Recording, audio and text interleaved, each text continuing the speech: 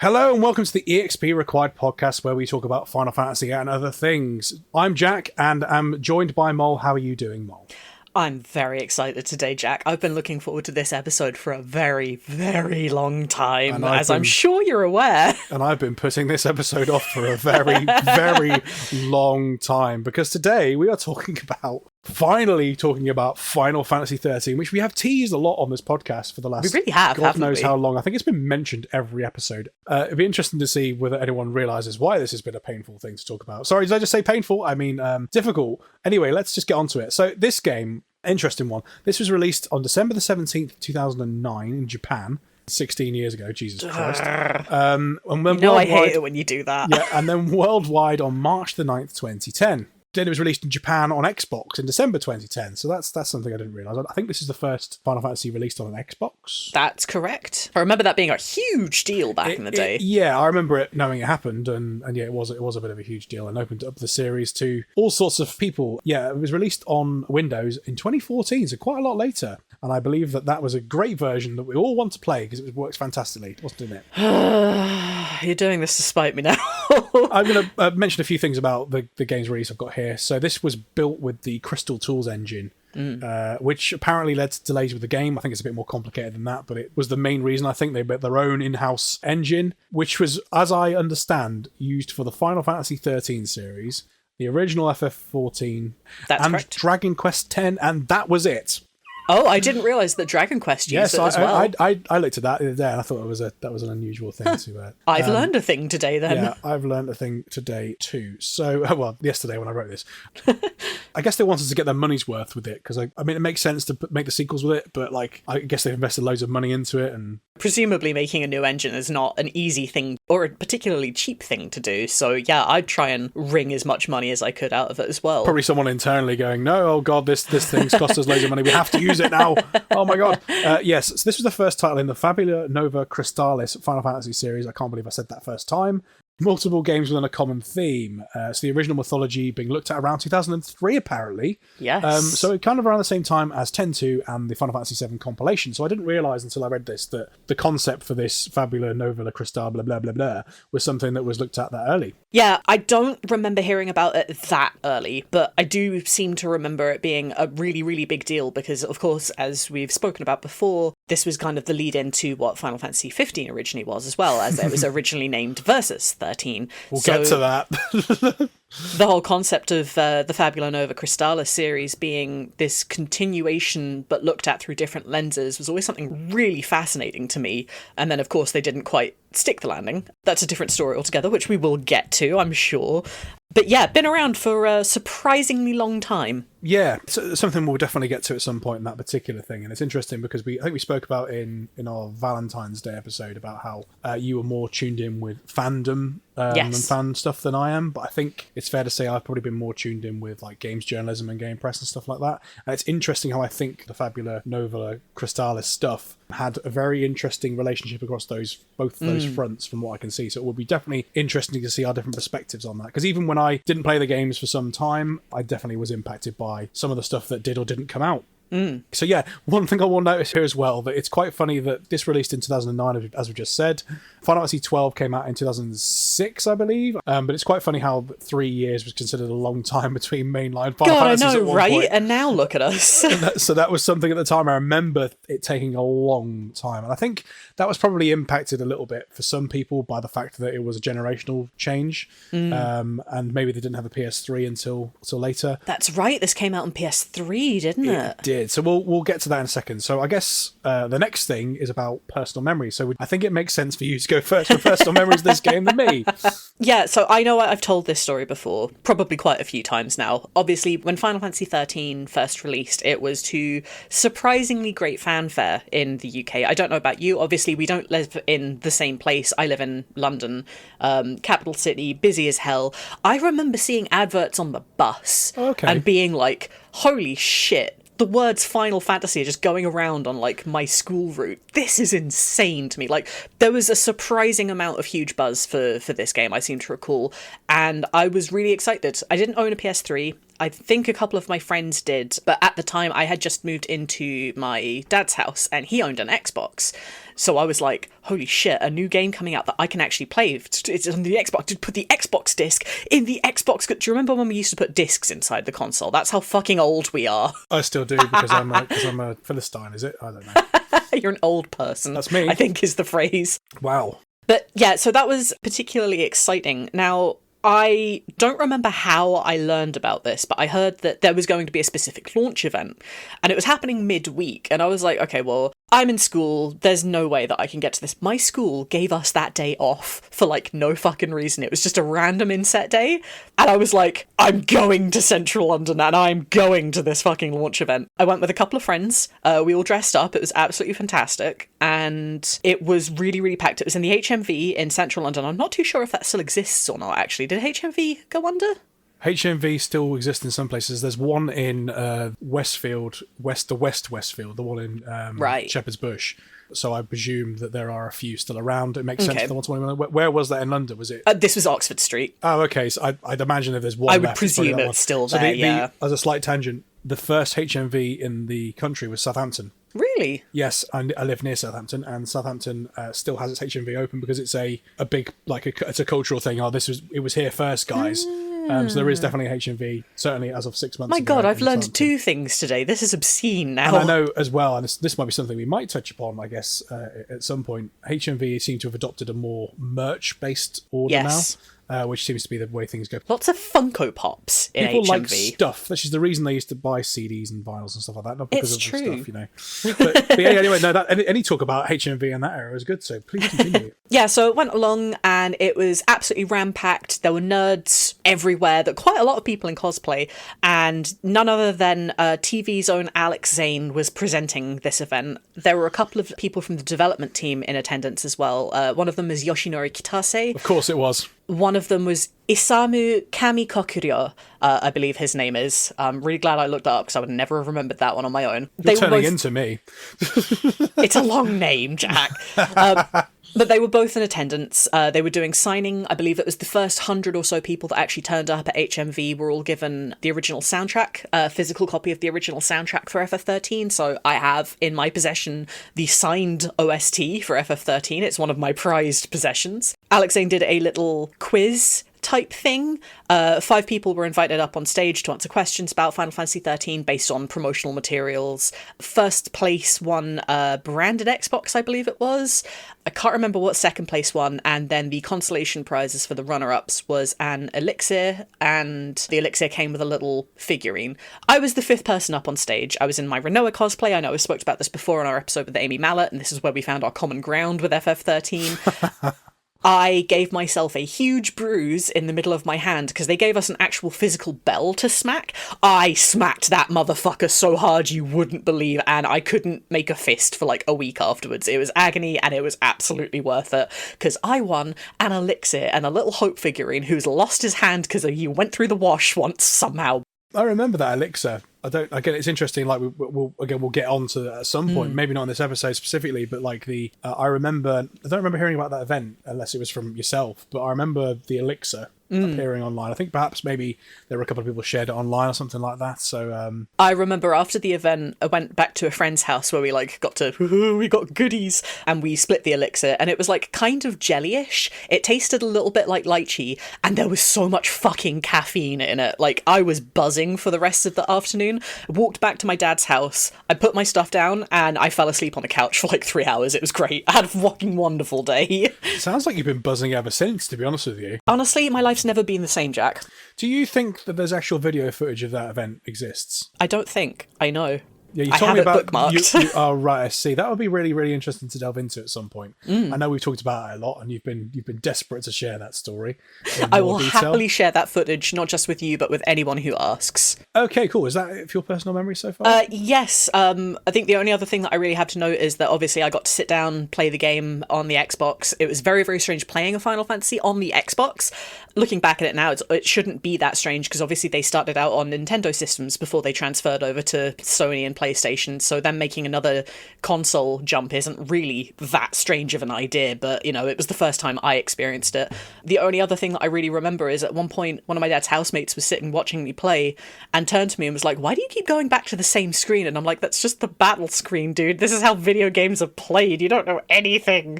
So that was it. That was good. It was a good time. What about yourself, Jack? What was your experience with FF13? Bit different. I got this the day it was released, like the day it was released. Right. I think for what you're saying, you did as well, but like for different reasons. I remember it had been hyped up a lot in like games magazines and game websites and stuff quite a lot. I don't remember, obviously, on the buses and stuff like that because, I guess maybe I didn't take buses. I definitely took buses at the time, but I think it's probably because I'm not in London. I had a PS3, which I got in 2009. With all the money I got from my shifts and doing like home shopping, which was good fun, I ended up buying myself a PS3 and spending a good chunk of the Christmas holiday on PS3. But this was coming out. I got it ready for when Final Fantasy 13 came out because I think 2009 was synonymous with it. And of course, it then came out, as we just said there, in early 2010. I then saved up in my new job, my new department in Asda's, where I was getting a bit of extra money.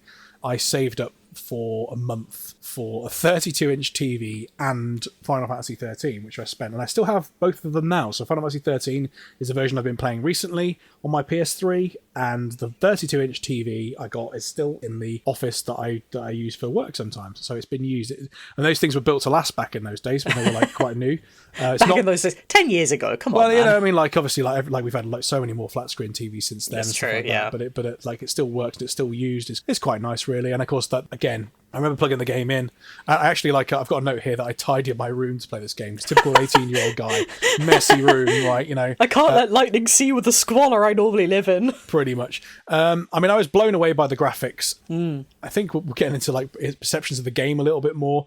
The game didn't vibe with me straight away. Now, I think there were a few factors. I wanted something to be mine. And I think I've talked before about how I felt a little bit left out with FF12 conversation that was happening at college because I had a job and my friends didn't, and they got ahead of it from me, and I felt like I was left out, which has sort of been something that's I've not quite put to bed yet because I need to finish that game. But this didn't then scratch the itch, so I was hoping it would be something along like the next iteration. It just seemed a bit out of left field for me, and I didn't get too far, but I ended up playing Devil May Cry 4 instead. Became my game of the time, which is also a beautiful game, especially visually. It's incredible, and there was lots of other stuff that happened at that time. I spent lots of money on my extensive PS1 game collection, started at that point. So, and you can actually play PS1 games on PS3 as well, so it was easy. Of course, they were all backwards compatible, weren't they? Yes, yeah. Every PS3 is backwards compatible with the PS1. Only some of them were backwards compatible with the PS2.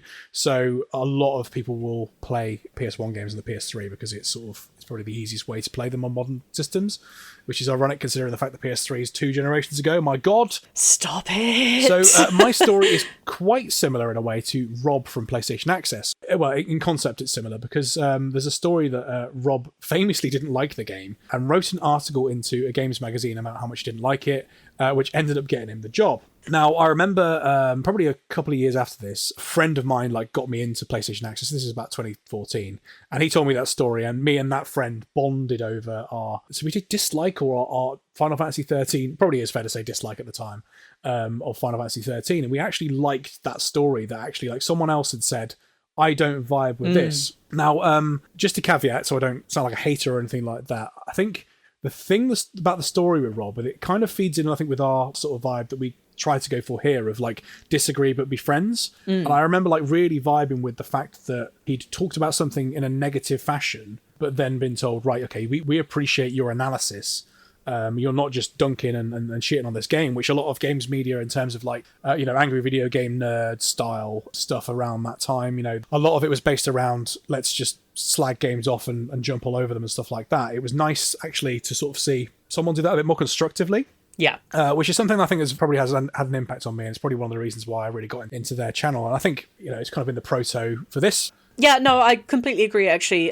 Considering that we had the wonderful Amy Mallet on, and I believe the end of that episode was actually us disagreeing with one another on our perceptions of Final Fantasy XIII. Yep. So yeah, as we've said before on this podcast as well, it's important to open the floor for constructive debate and criticism, and that doesn't always mean agreeing and finding something that we both enjoy about it. I mean, you and I disagree about stuff all the time, and it's part of the reason why I've been looking forward to 13 so much, because I know our opinions are so different. Yeah, and I think probably to be a bit more succinct on that point, I think to me, that story about Rob and getting the job for that reason was that it felt like a bit of a culture shift to me, because up until that point, from the mid 2000s, so like 2006 and 2007, when YouTube was very new, and you had the AVGN and you had copycats of the AVGN, and it was funny to just shit all over old games that weren't very good. And then when they ran out of games that weren't very good, they started dunking on games that were good.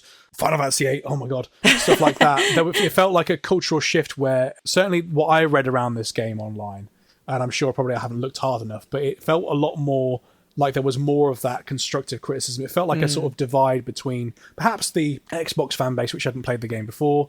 It felt more around like disagreeing a bit friendly. I'm sure there's going to be toxic stuff online about it, but perhaps it's because of my limited exposure to some of that stuff and seeing it more through a games media lens. That's a good point, actually. And I mean, 15, 16 years ago, console wars were still very, very much in vogue, and they're much less, I guess, at the forefront of discussions these days. Totally. I think there was a cultural shift around this time, really, into this era of something I've not really thought about until I wrote this, and I think that PlayStation Access's view there, I really vibe with that. I remember like looking at, not from themselves, but like from other games media journalism type things. There's lots of when you have job adverts and things like that. There's like, are you passionate and opinionated? Yeah, and that's really, really important. Boy, am I! Well, yeah, that's something that we both definitely are, and I think it's good to underline, because we've had people comment on this, that we're certainly all about, and I don't want to speak for you, but we're certainly all about disagreeing but being friends at the end of it. And I think that this talk around this game, which happened afterwards, around the fact that we can disagree about something and we can dunk on it and have a bit of a laugh about it as well, which I'm sure we will do as we'll get into it. So that's my personal memories of it. So actually probably a bit more positive than you were expecting, I think, really. A lot more, actually. So that's my take on it all. So I have a question for you, Jack, then. What was your favourite aspect of Final Fantasy XIII? Because there's a lot to look into and dive into. We're going to be spending this entire episode only focused on 13. We're not discussing any wildcards today, so let's really get into the weeds. We've got the visual aspect of it, we have the soundtrack, we have the plot, we have the characters. What was your favourite part? It looks really, really pretty. It does, doesn't it? This is a gorgeous game. I tell you what, it's so difficult to say what my favourite part is, because I think I made a comment that the game kind of gaslights you into enjoying it. Yes. And it's a very frustrating experience. I had a very frustrating experience playing through it, but then I got to the end and I was like, worth it. Yeah. I think the ending, I might actually say that it's possibly the best ending in the series. That's a really strong statement. I wasn't expecting that, actually. It's close. I don't know if it... I mean, again, I've just played it, so it's probably more resonant at the moment.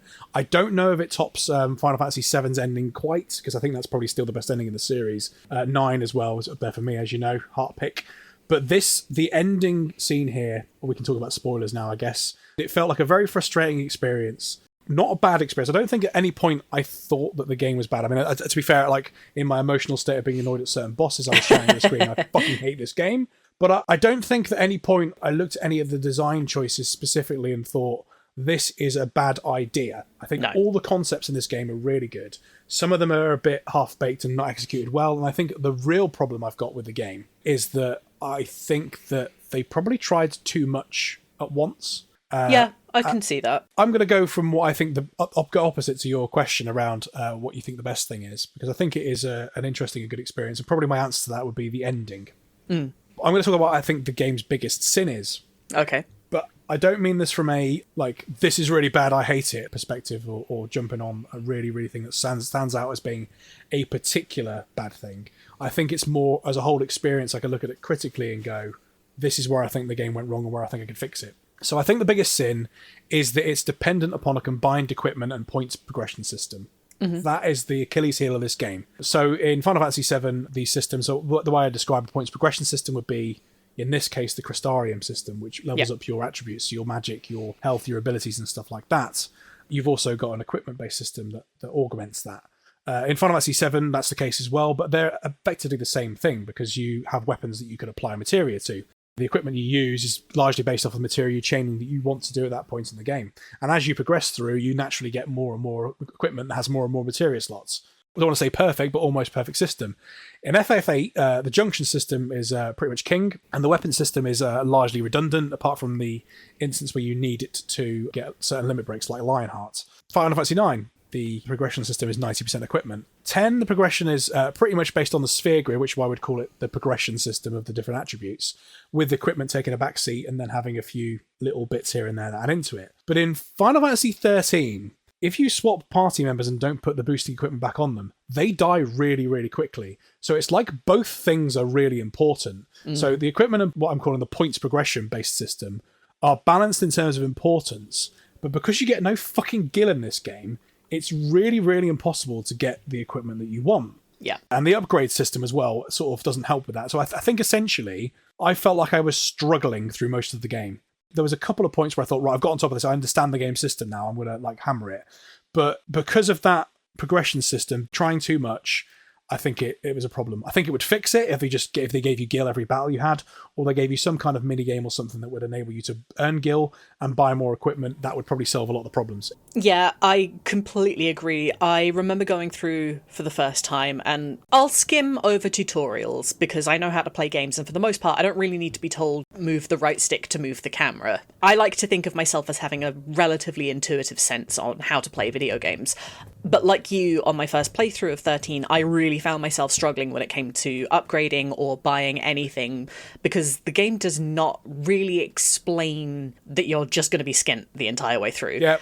Now, at the launch date, I actually bought the hardcover version of the official guide, which I have since sold. Unfortunately, I cannot bring that out to show off anymore. But reading through that, I don't really seem to recall there being too much of an explanation of gil either. It does tell you, obviously the sell point for particular items, and this is what you need to actually level up and upgrade your weapons later on, but it didn't really... Those systems are very convoluted and very, very different to anything that's come before in these games, which made it just so unfathomably foreign to me that I did not understand. So even reading the guidebook on my very first playthrough, I too struggled with certain aspects of the battle system. It's interesting to know. I'm glad you told me that, because I obviously haven't got the guidebook for this game, and I think that it's difficult for me to tell, because I'm going to make some comparisons to Final Fantasy VIII, because I think I've said before that Final Fantasy VIII gets dunked on in the way that I think this game should. I don't mean that in the way it gets hated on. I mean it in a way that the combat and the progression system we just talked about does, because the junction system I've always really, really liked. And the thing with the junction system in Final Fantasy VIII is that it is a lot better at telling you what you need to do. So when I first played through Final Fantasy VIII, I think I've mentioned this before, I didn't equip magic to stats, but I used the GFs, and I realised that the GFs had abilities that you could use to bump your HP or buff your strength and stuff like that. So I recognised that even using some attributes of the system would enable me to get through at least a good chunk of the game. Yeah. And then if I got bottlenecked and stopped, I'd then learn what I needed to do and progress forward. Probably a lot of that was picked up by the fact that I had friends at school that were playing it, and we could bounce ideas off each other maybe. And this was less apparent when I was playing Final Fantasy XIII when I was so much older. I think a lot of the instruction on how you do the stuff is sort of highlighted in the actual game in Final Fantasy VIII. So for example, if you use the magic refining abilities, you can see if you refine a wizard's stone or whatever, that it's going to get you a certain amount of Curiga spells or a certain amount of Blizziga spells. With the weapons upgrade system in this game, you can't see what it's going to turn into if you dismantle it. You can't see what benefit each of these like different catalysts and stuff do for you in the short term. You almost need a cheat sheet for anybody to be able to do it. And even if you have a guide, that to me would be really frustrating, because in the game, I want to be able to see, right, if I do this and then spend my hard-earned money on that, what benefit is it going to give me? Yeah. It's really difficult without being an expert at this game to be able to work that out, because there are, towards the end of the game, you can get, I think it's a titanium bangle or whatever it is, that can get you like 100 extra health or something, or 200 extra health. And if you upgrade it and spend loads of money on it, it gets 210. Whereas you could just spend some money on the Crystarium and then get 100 health really quickly. So it's really difficult to see which part of the upgrade system is really beneficial for you to do. You can't see that critical path to success really easily, which I think makes the game really difficult to play. I'll agree in the sense that there are aspects of the game that I found difficult when it related to battles, but I personally found that the battles themselves were the difficult part. It wasn't so much the actual leveling up or the equipment, because, I mean, I got through it eventually. I don't know whether that was just grinding as much as you were able with the, locked off levels of the Crystarium, or just selling off every fucking thing that I had to try and eke an amount of gil out of these goddamn monsters. Oh yeah, you're right, they should have buffed the gil rates if nothing else. But I didn't find it too challenging, just confusing and unwieldy. I think for me, the biggest sin of the progression system is that the Crystarium is the poor man's sphere grid. Yes. I will not budge from this. I really enjoy 13. Except for the battle system. I fucking hate the battle system, and I'll talk about this after I've bitched about the Crystarium a bit. But the Crystarium is very much, you have enough points, you hit A, you advance to the next node, or, part way up to a node. And that's fine. But you don't get to choose what the nodes are. They just are. And you won't know, you can check ahead of time, so you'll know, I'm getting an HP boost, I'm getting an MP boost, whatever. It is hard, but, it is accessible somewhat. You know what your stats are going to be. With the sphere grid, depending on what things you put in or which direction you go in, you actually have the option to choose, I'm going to have more HP or I'm going to have more MP or something like that. Or, God forbid you get to a certain point and Lulu's no longer a black mage. This bitch is learning Curaga whether she likes it or not. Exactly. And you cannot do that with the Crystarium. I understand it, because there are very rigid roles that these characters actually play, and these are the job roles within the actual game itself. However, when it comes to individual stats, they could have done a bit more. They could have made it a bit more unique to the player. I kind of understand why they didn't, because they were doing something very new and for the first time. But yeah, I looked back on FF5's job system very, very fondly when I was playing through FF13. Yeah, it's a tricky one, because we're starting off on the dunking, aren't we, to start with? The Crystarium, one thing I will say that it is quite satisfying when you get to another node. It is a nice little... It's a nice little noise, isn't it? The interface is pretty, but the problem it's got is that it gives you the illusion that it's not linear. Yes. It makes it look like you can do more with it when you're locked in, especially with the story stopping you from progressing, which I think you alluded to briefully there. Wow, it's nightmare. Like Final Fantasy XIII as a whole.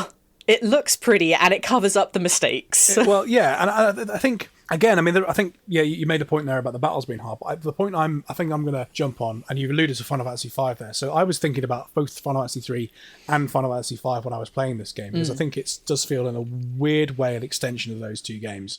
Really? Because obviously, everyone's got a rigid job role, so like you just said there. But also, with those two games, and we talked about this before in probably both Final Fantasy III and Final Fantasy V episodes, Final Fantasy III was obviously the proto for the job system, and essentially you get to a point where there's a pattern and you need a certain job to get through. So in that game, there's basically two ways to solve the puzzle of whatever boss you're fighting. You either use the job that it wants you to give. The most one that jumps out to me is obviously the Garuda, where the best solution to it is to make everyone a Dragoon. And the other option is to grind and brute force it, right?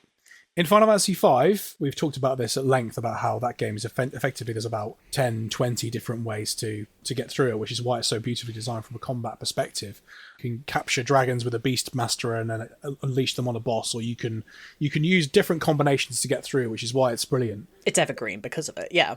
In this game, in a lot of instances, there is one way to do it. And where it's different than 3 is the brute force option you get in 3, grinding it through, is so difficult to do. So the point I was making about the Achilles heel being the equipment and the guild system is that because that isn't good, you can't grind. It is so fucking hard to grind in this game. So for example, the section where, and I can't remember the name of the place, but it's the bit where you're like at a junkyard and you're off with Hope and Lightning. The Vile Peaks, yeah. And you get to one of the famous bottlenecks, which is basically when you fight Bahamut or Bahamut, or whatever you want to call it. Oh, it would be Odin at that point, but yeah. Oh, sorry, of course it's Odin. Yes, of course it is, yeah. I'm just remembering the pain of Bahamut later. It's Odin. That battle, obviously those Eidolon battles are teaching you a certain game mechanic, and they aren't based off of brute force.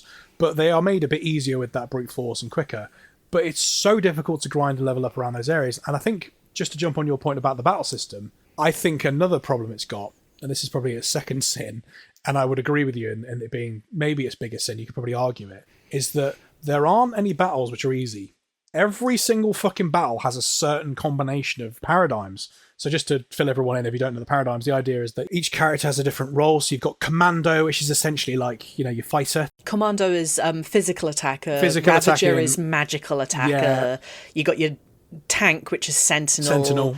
Medic is the healer, obviously, and then you have Synergist, which is the party buffer, and then a Saboteur, which is the enemy debuffer. The anti-buffer. And of course, you could argue that none of those jobs really, other than maybe the Medic, which is essentially your white mage, none of them are really quite perfectly aligned with the traditional Final Fantasy jobs, because the Ravager is magic, but it also has this ability to knock the chain gauge and stagger the enemy. Commando is primarily physical, but you also have Ruin, which is, I think, is a magical ability. I'm not 100% certain. But essentially, it is based around these different, balancing off these different job classes to get through the battle that's in front of you. And figuring out the right combinations to... Which is good, but the problem is that because I think it's more of a quality of life input accessibility thing, because it doesn't give you access to every single one of those jobs. You have to take certain characters in to be able to move through things. Yes. Now, the first half of the game as well, you are pretty much split up into parties of 2, which is an insane bottleneck to get. Like, it does open up at a certain point. I think it's the first third of the game, it's party members of 2. The middle third of the game is specific parties of 3. And then for the last part of the game, you can swap out and play whatever. Yeah. Which is an interesting way of doing it. And it's a good introduction to these are the roles and these are what they do and this is how you're meant to use them. But it's a pain in the fucking ass. Yeah, totally. And I think it's bottleneck is the phrase, isn't it? You are bottlenecked for a good chunk of the game. Yeah. Now, you don't get good at this game until pretty much the end. Yeah. So I think if I were to play it again, I'd probably enjoy the combat system a lot more because now I know what I'm doing. Which is why I use the phrase it gaslights you into enjoying it, It forces you to get good at the game to be able to play it. Fine, you could argue that that's a good thing in a way. But like you just said there, you're learning the game systems with 2 characters. And then when you get 3 characters, it's like, well, one of the things you learn pretty quickly is if you lose a character, you need to heal them quickly, otherwise you're just going to die. So it's like, what does it teach you? It teaches you what the different job roles do and how to balance them off. But why, if it's giving you 2 characters, that doesn't really teach you the game system. No. And there's lots of little quality of life things, which is why I think that a tweak to certain things, and maybe a remaster, could probably improve a lot of these problems. Where, for example, there are certain combinations of the 3 roles. So, for example, I think Relentless Assault is Commando, Ravager, which makes sense. And then you've got Tricast, or whatever it's called, which is basically 3 Ravagers. And then you've got Guerrilla, which is a Ravager, a Synergist, and a Saboteur. So the idea is that you're attacking with one person, buffing with another person, but then debuffing the other enemy with another one. So that's like guerrilla warfare. You're not really clever. But the problem I had is that every time you swap a character out, the fucking paradigm system resets. And it may sound like a little thing, but when I go into the menu, because I've looked at it and in the moment had to change to a certain thing, I've learned what guerrilla means. I haven't learned what jobs the guerrilla needs. And I spend a bit of time going, oh my God, I just want to fight this boss. I don't want to sit through and work out which job I need to go through. Essentially, there are those 6 job roles we said, but each character has one they progress in. And you can progress them in other jobs, but it costs fucking loads of points on the Crystarium. It's almost impossible. It's not even really worth doing. So every character has a primary role and then a secondary role, and those are the ones that you should really be pushing them in. Lightning, who is primarily a Ravager, I believe, and then I think her secondary is Commando, and then her tertiary is supposed to be Medic. Yeah.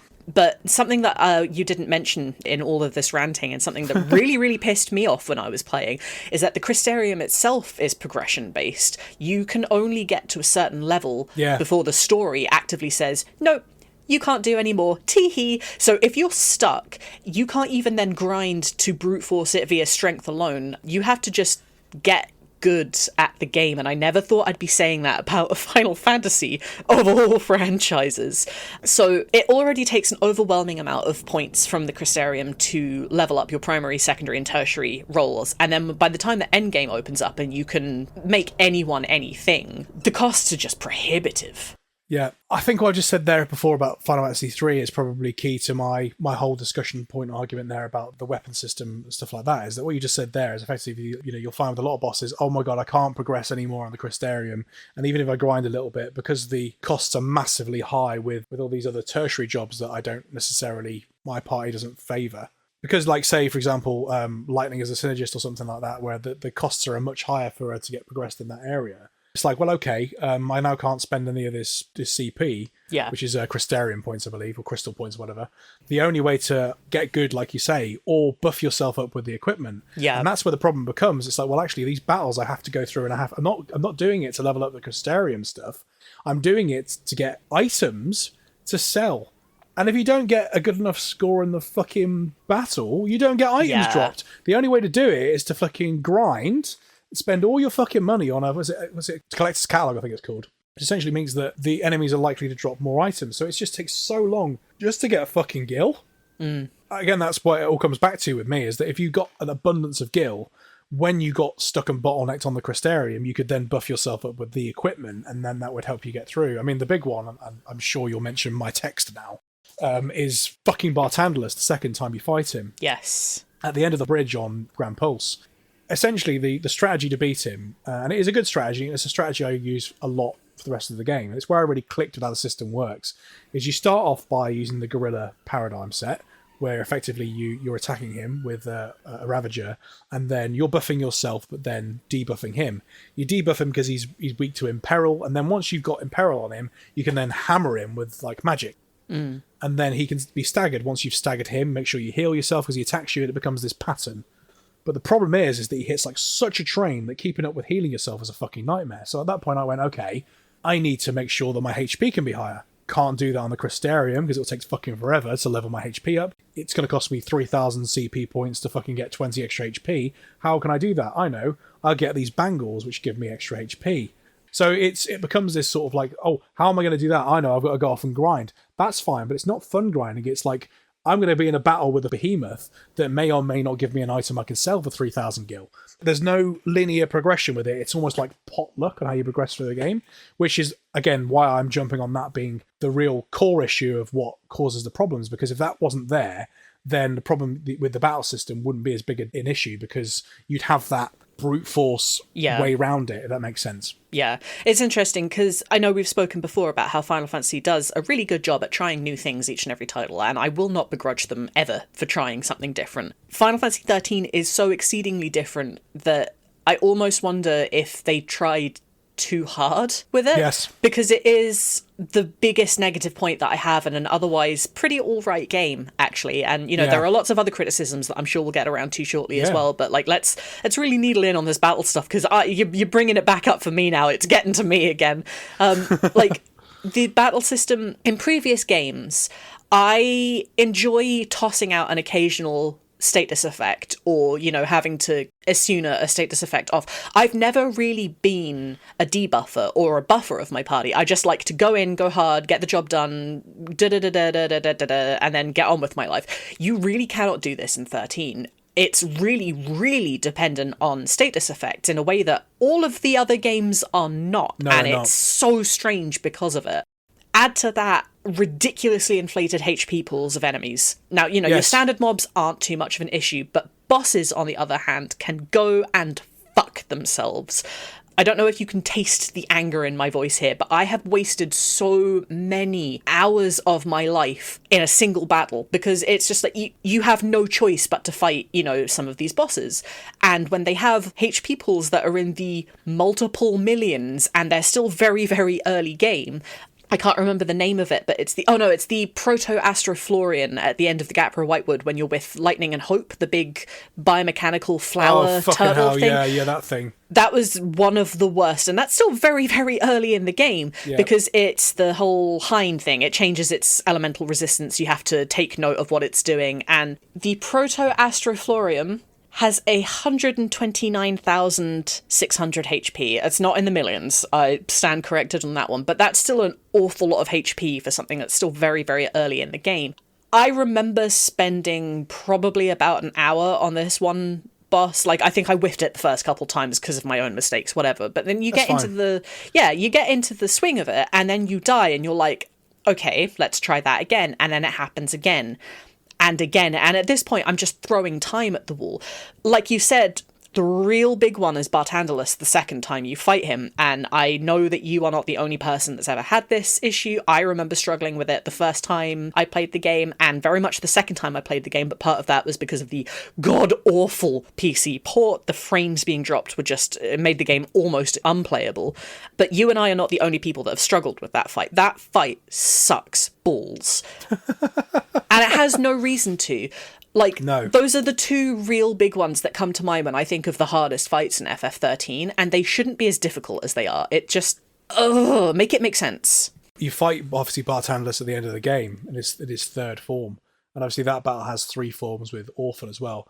And you effectively fight the same boss again. But it's so much easier. It's so much easier. It's almost like it should have been the other way around. It should have been that you fight the easy version first. His third form is the one you fight on the bridge, and then the final boss. If that had been the final boss, I'd have been, you know what, that's a really fucking hard boss. I don't mind it being the final boss, I think my point with all of it, because you mentioned there about how you think that the general battles aren't such a big deal. I think my issue, and it may be just the way my brain works, is that because those general battles needed certain patterns of paradigms and stuff like that. I mean, I think around that area, so I did try to do a bit of grinding around there. I don't know what the enemies are called, but there's basically these little hand things that are on the floor and slap you and knock most of your health down. In order to beat them, you need to go in quick and smash the shit out of them. Yeah. The weakness is Ruiniger, because it knocks them off and it hits them in the air, so you've got to be commando. But it's if I wanted to do that properly, I've got to change my paradigms over, which means when I go back and fight Bartandalus in a minute, if I don't set my paradigms up correctly, I've lost.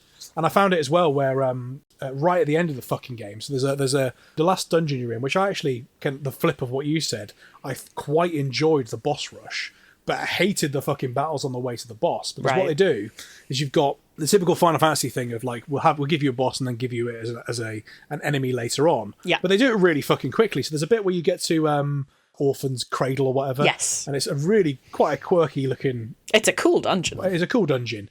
And you walk along and you find what's going on. Most of those battles I fucking struggle like fuck with. Some of because they combine 2 enemies together. Yeah. So the enemy on their own you can fight, you can beat no problem. There's a motorbike fucking thing which you fought earlier, and then some fucking weird Seath thing which is like a sacrifice or whatever. Those combined together are really difficult to beat, and they're a real puzzle. And it's this is just a general battle to get through the dungeon, and that's fine. Okay, it's a hard dungeon, but if I want to grind a bit to level up for the boss, I can't do that here. I've got to do it somewhere else. And it's a fucking nightmare. But the real one really fucking annoyed me, and it was right towards the end, was that you fight 3 bosses in the Orphan's Cradle before the final boss. You fight, I don't know what they're called. It's there's 2 that appear together. Mm-hmm. Some samurai type thing attacks you, and then I can't remember the third one. But the third one was quite easy actually. It was just a big HP pool.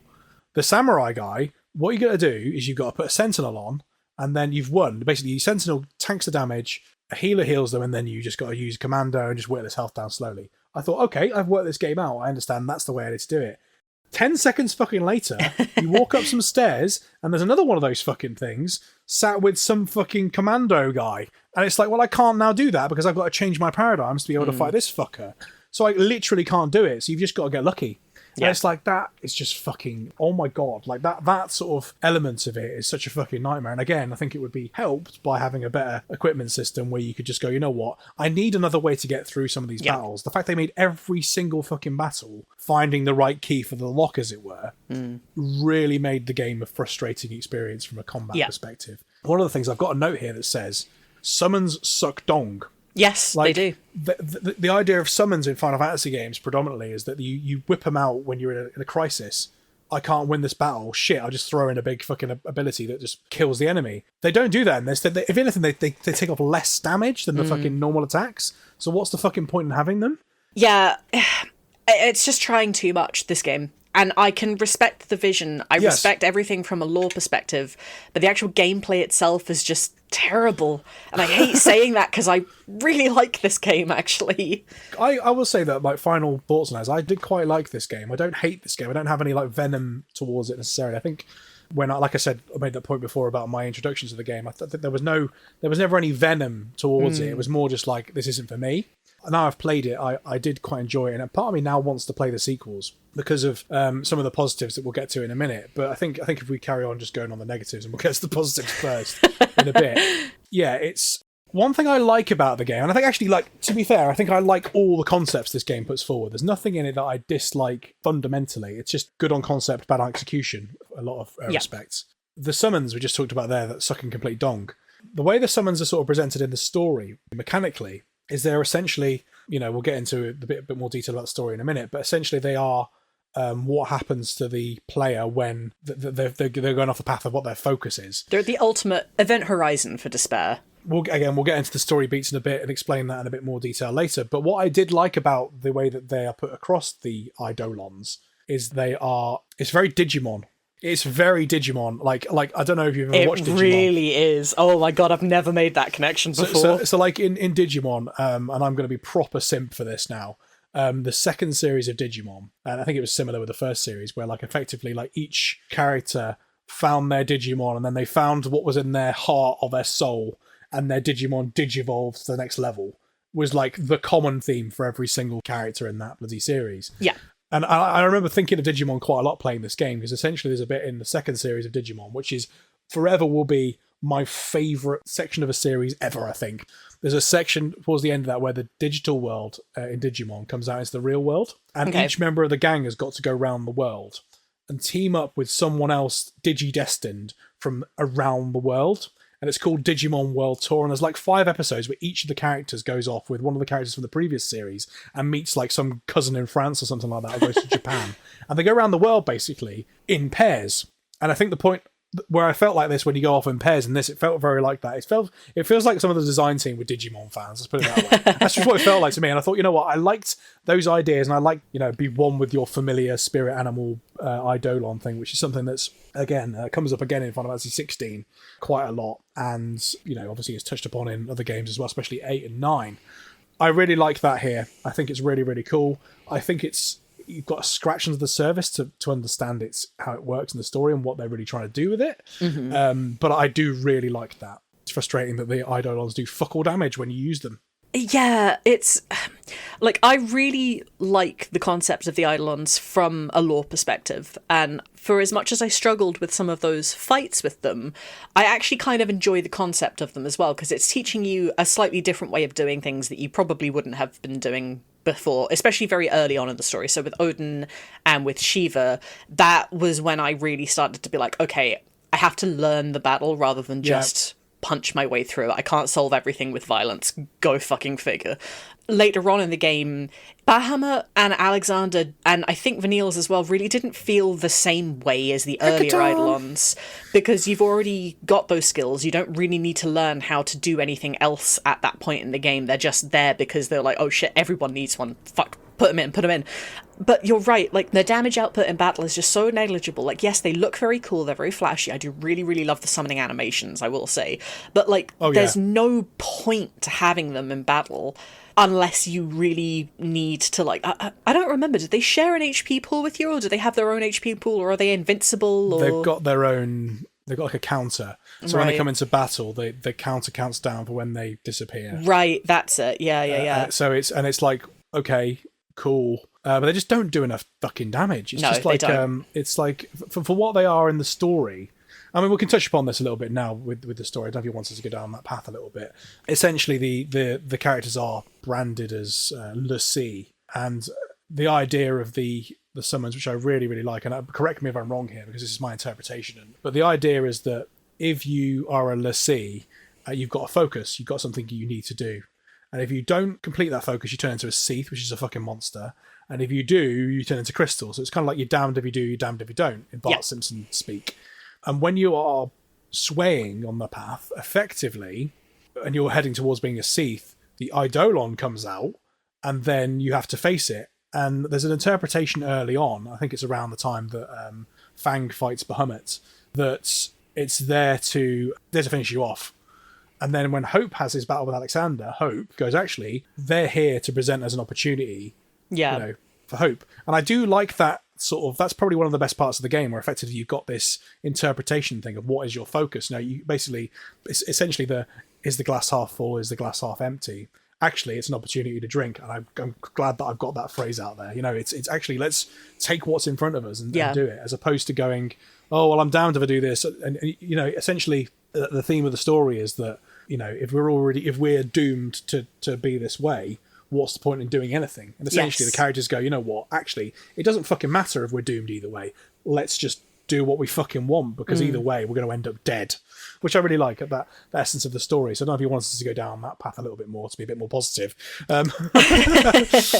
Yeah, it's very easy to get sucked into the negativity spiral of 13, and that's not just jumping on the bandwagon. It's just that, as we've now discussed, the battle system is so unfortunately flawed that it's very easy to think that is the be-all end-all, but there is a lot of good to say about 13 as well. So to go with the plot then, I always really liked the plot, actually. It's very simple. My sister was essentially kidnapped, and now we have a divinely mandated thing that we have to follow. Fine, whatever, go do your thing, and at the end of the day we kill God because we're not following orders anymore. Perfect, wonderful. JRPG at its core, love it. I take issue not with the linearity of this game, like so many other people have had issues with.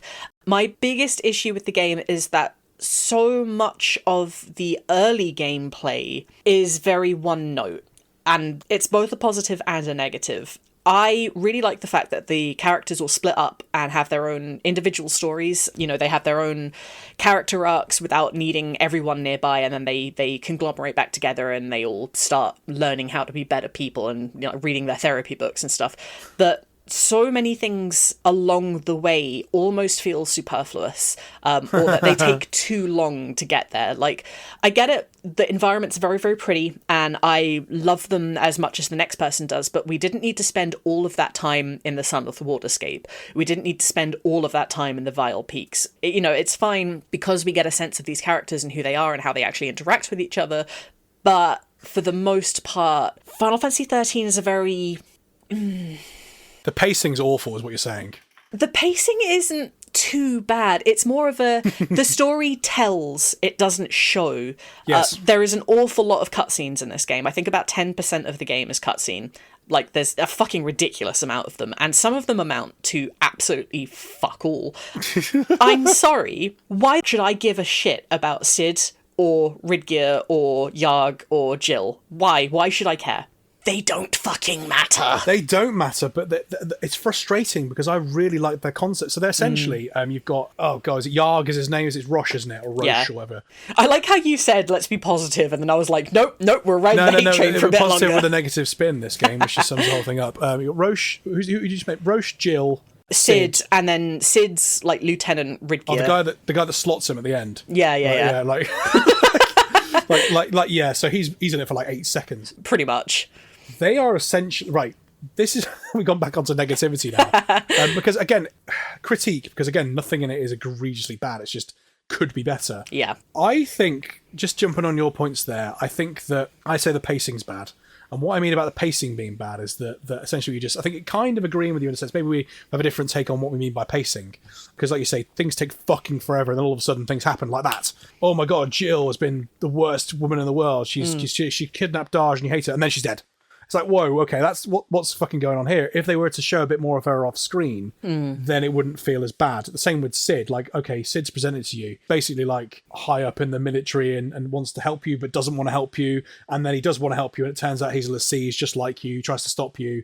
And then he has a change of heart and someone kills him. It's like, it doesn't make any fucking sense. What's his motivation? I don't understand. I did not remember Cid from my first playthrough when I went back and replayed this a couple of years ago. I didn't remember Cid being in the game at all. And by the time that I finished the second playthrough, I was like, I'm still really confused as to why he was even fucking in this game. The issue I've got, I mean, I think you just said there, the very anime approach or the very JRPG approach that you actually used of like having okay, we've got a personal thing we want to do, so we're going to save my kidnapped sister, and then let's kill God as well. Yeah.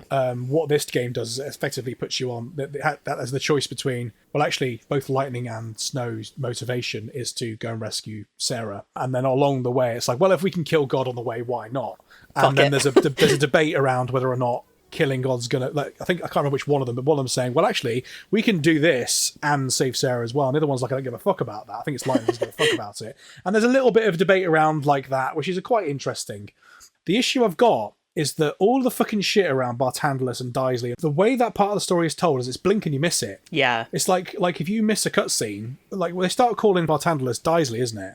Yeah, that's his human guy's name. And there's basically the way they talk about him is as if they know who he fucking well is. And it's because of like a 3-second cutscene on the fucking airship. It's like, well, who the fuck is this guy? Who are the antagonists in this game? It does feel a little confused about that sometimes. Like, it expects you to care more about Roche because he's the head of Psychom or whatever, and it expects you to care about Sid, even though I don't know why I should care about him at all. The best antagonist in this game is Jill. Yeah, it is Jill. But she's absolutely necessary, but she's killed off screen, like not so even bad. off screen, like she's just taken out and then that's it, and we never even speak about her again, and it's like, what was the fucking point of her then? What was the point? And basically that just destroys Saz as well. Saz is not in the game after that, because effectively like his motivation is looking after his son Daj, really great part of the fucking story, and then basically it's all caused by Jill being a complete bitch, and then you get to it and it's like, let's take on Jill, I want to kill her, and then he just kills her for you, and it's like, okay. I think the idea is he's essentially trying to manipulate you. Oh, I'm with you. I've killed this person you don't like. But it's just so convoluted and fucking all over the place that it's like, I don't know what these characters' motivations are. The antagonists, again, and I think the point of that and why it's fine for Daisley / Bartandler / that prick to fucking be this way is that I think at the end of the game, the theme of the story is that we choose our own path. Yeah. What's Lightning's goosebump-inducing line? When you sent me that text, by the way, I fucking lost it laughing. I knew exactly what you were feeling. Oh my god, what a moment. We live to make the impossible possible. That is our focus, which is the best line in the game. You know, controlling your fate. Essentially, the whole theme of the story is that none of this bullshit matters. Take control of your own life. We control our own life, which is the same thing in Final Fantasy VIII when Squall turns around and goes, I'm taking Renelle with me. The theme is used quite a lot in Final Fantasy and obviously in fiction of, you know, like, what way are you born? I don't give a fuck, is how I want to live. So really, I think this is one of the best examples of it, when Lightning goes, you know what, it fucking does not matter what all you idiots are saying, we can do what we want. And that's where the battle between, should we do what Daisley wants to get what we want, or should we not do what Daisley wants to get what we want? The point is neither matters. Whether he gets what he wants or not is irrelevant, and then we can just kick his ass at the end. That's really, really good.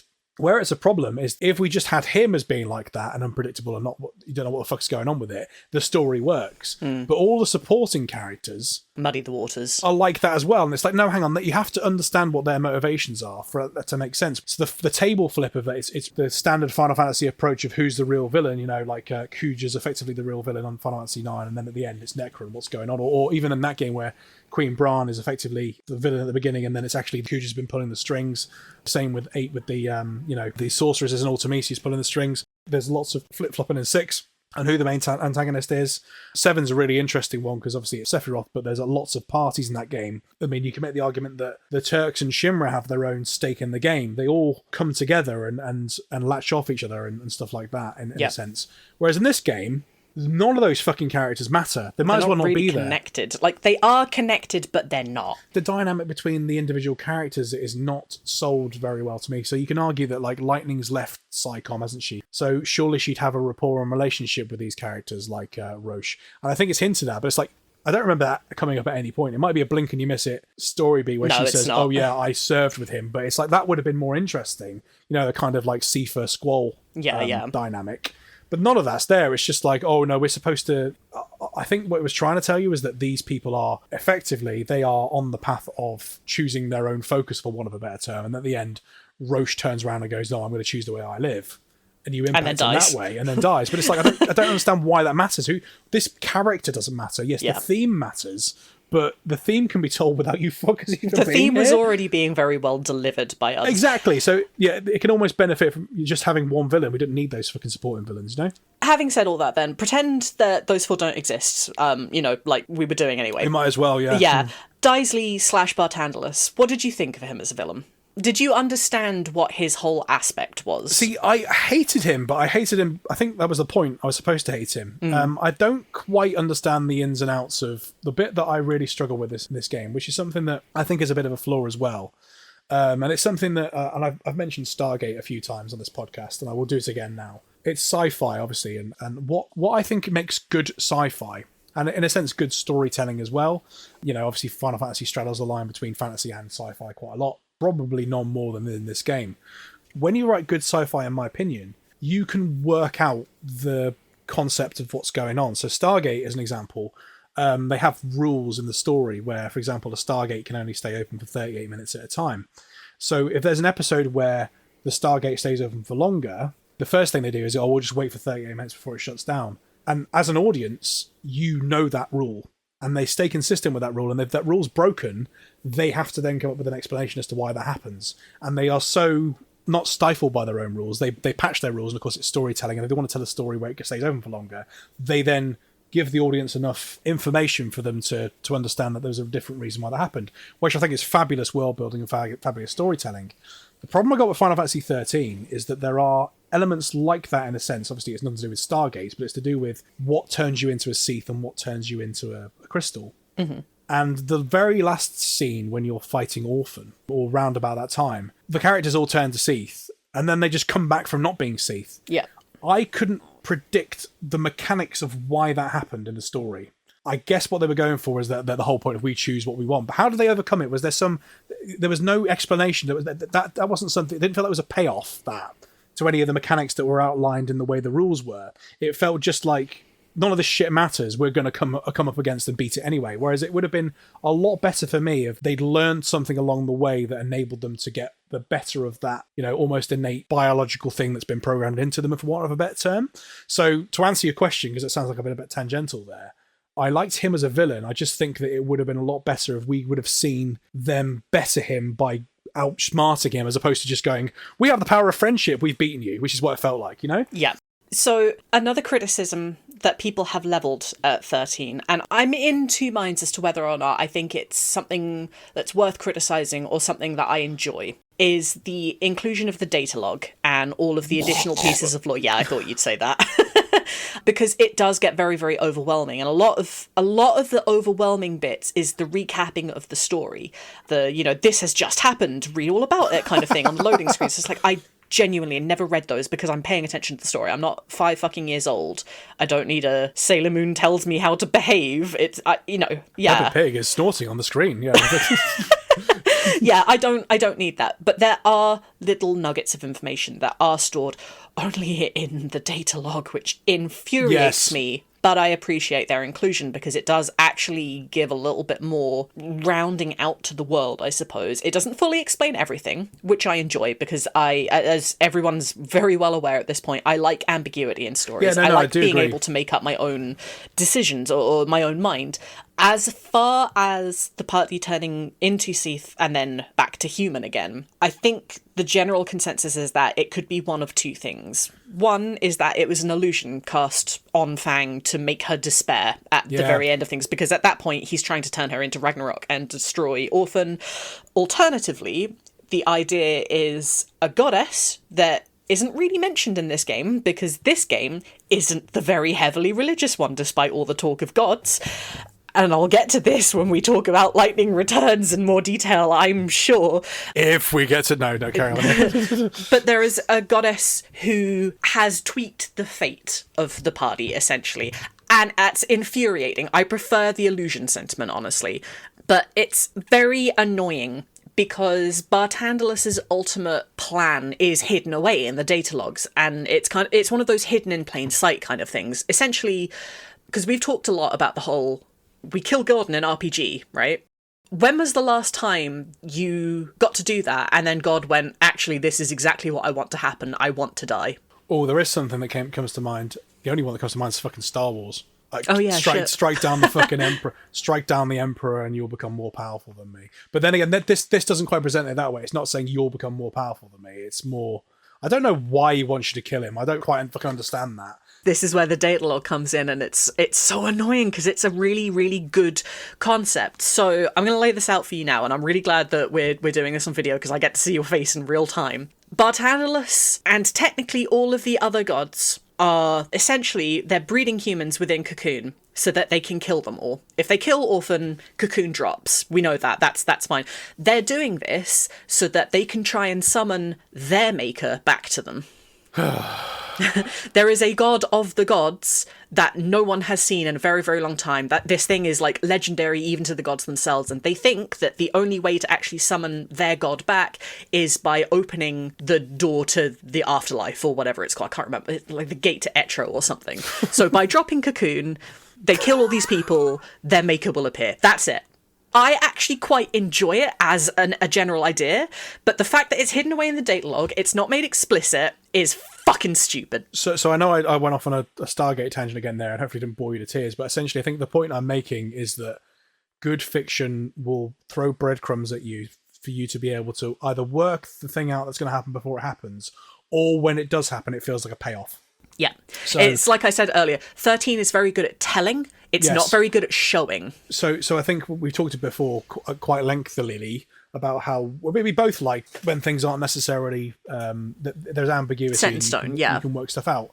Final Fantasy VIII is one of those. Final Fantasy VII as well. I mean, obviously, there's a lot less ambiguity in that game now because it's all anyone ever talks about. So, but there are 8 specifically. Like people complain about 8 and stuff like that, but I think that if you have all the supporting stuff around 8, it does all make sense. I don't think it's badly written.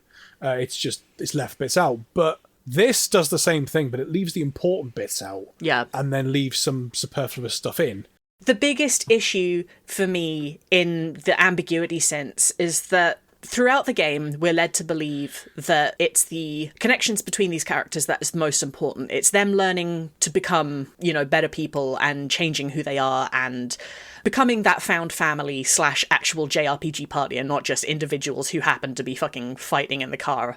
The end of the game... Listen, if lightning doesn't turn that fucking van around, I'm going to.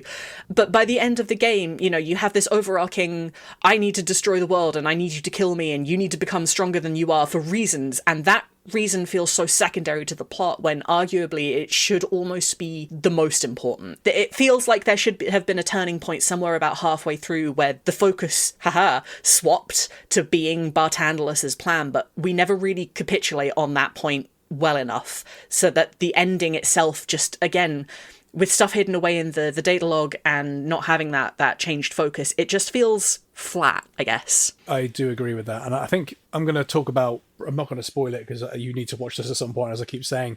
Full Metal Alchemist Brotherhood has a lot of those themes about, summoning God and sacrificing people and stuff like that. And there's lots of stuff in there that it's a Square Enix product, so there's probably themes. I don't want to assume influence in certain places, but there are themes of like what we talked about here with things becoming monsters and things becoming extra than monsters and stuff like that. There's themes of that opening up gates and shit.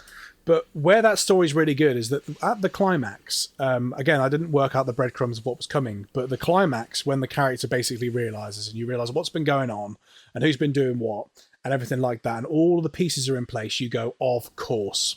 Right. And it all makes sense. And the payoff right back to the beginning of the journey you're on just feels that much better. And I've watched it 2 or 3 times and it makes you go, oh, and then you go through and you notice little bits. You notice those breadcrumbs that have been left for you. In this game, that's the problem. Those breadcrumbs are missing. Those breadcrumbs, you have to search for them first. And I think the experience would be really good if I read all the data logs and play it again. And I'll be able to go, oh, okay, I understand that now. But it's not, like you say, the fundamental themes like that make it fall a bit flat because they aren't told in the story. I mean, if you look at Final Fantasy VIII as an example, the main thing that's withdrawn, that's not necessarily mentioned in the story, is around the fact that Laguna is Squall's father. It does matter, but at the same time, nothing changes if you find out he is his father, because the whole point of the themes you see throughout the game are that Squall essentially has been thrown back in time to see this man who he doesn't like, and then meets him and tells him, I don't fucking like your attitude, but I do like this.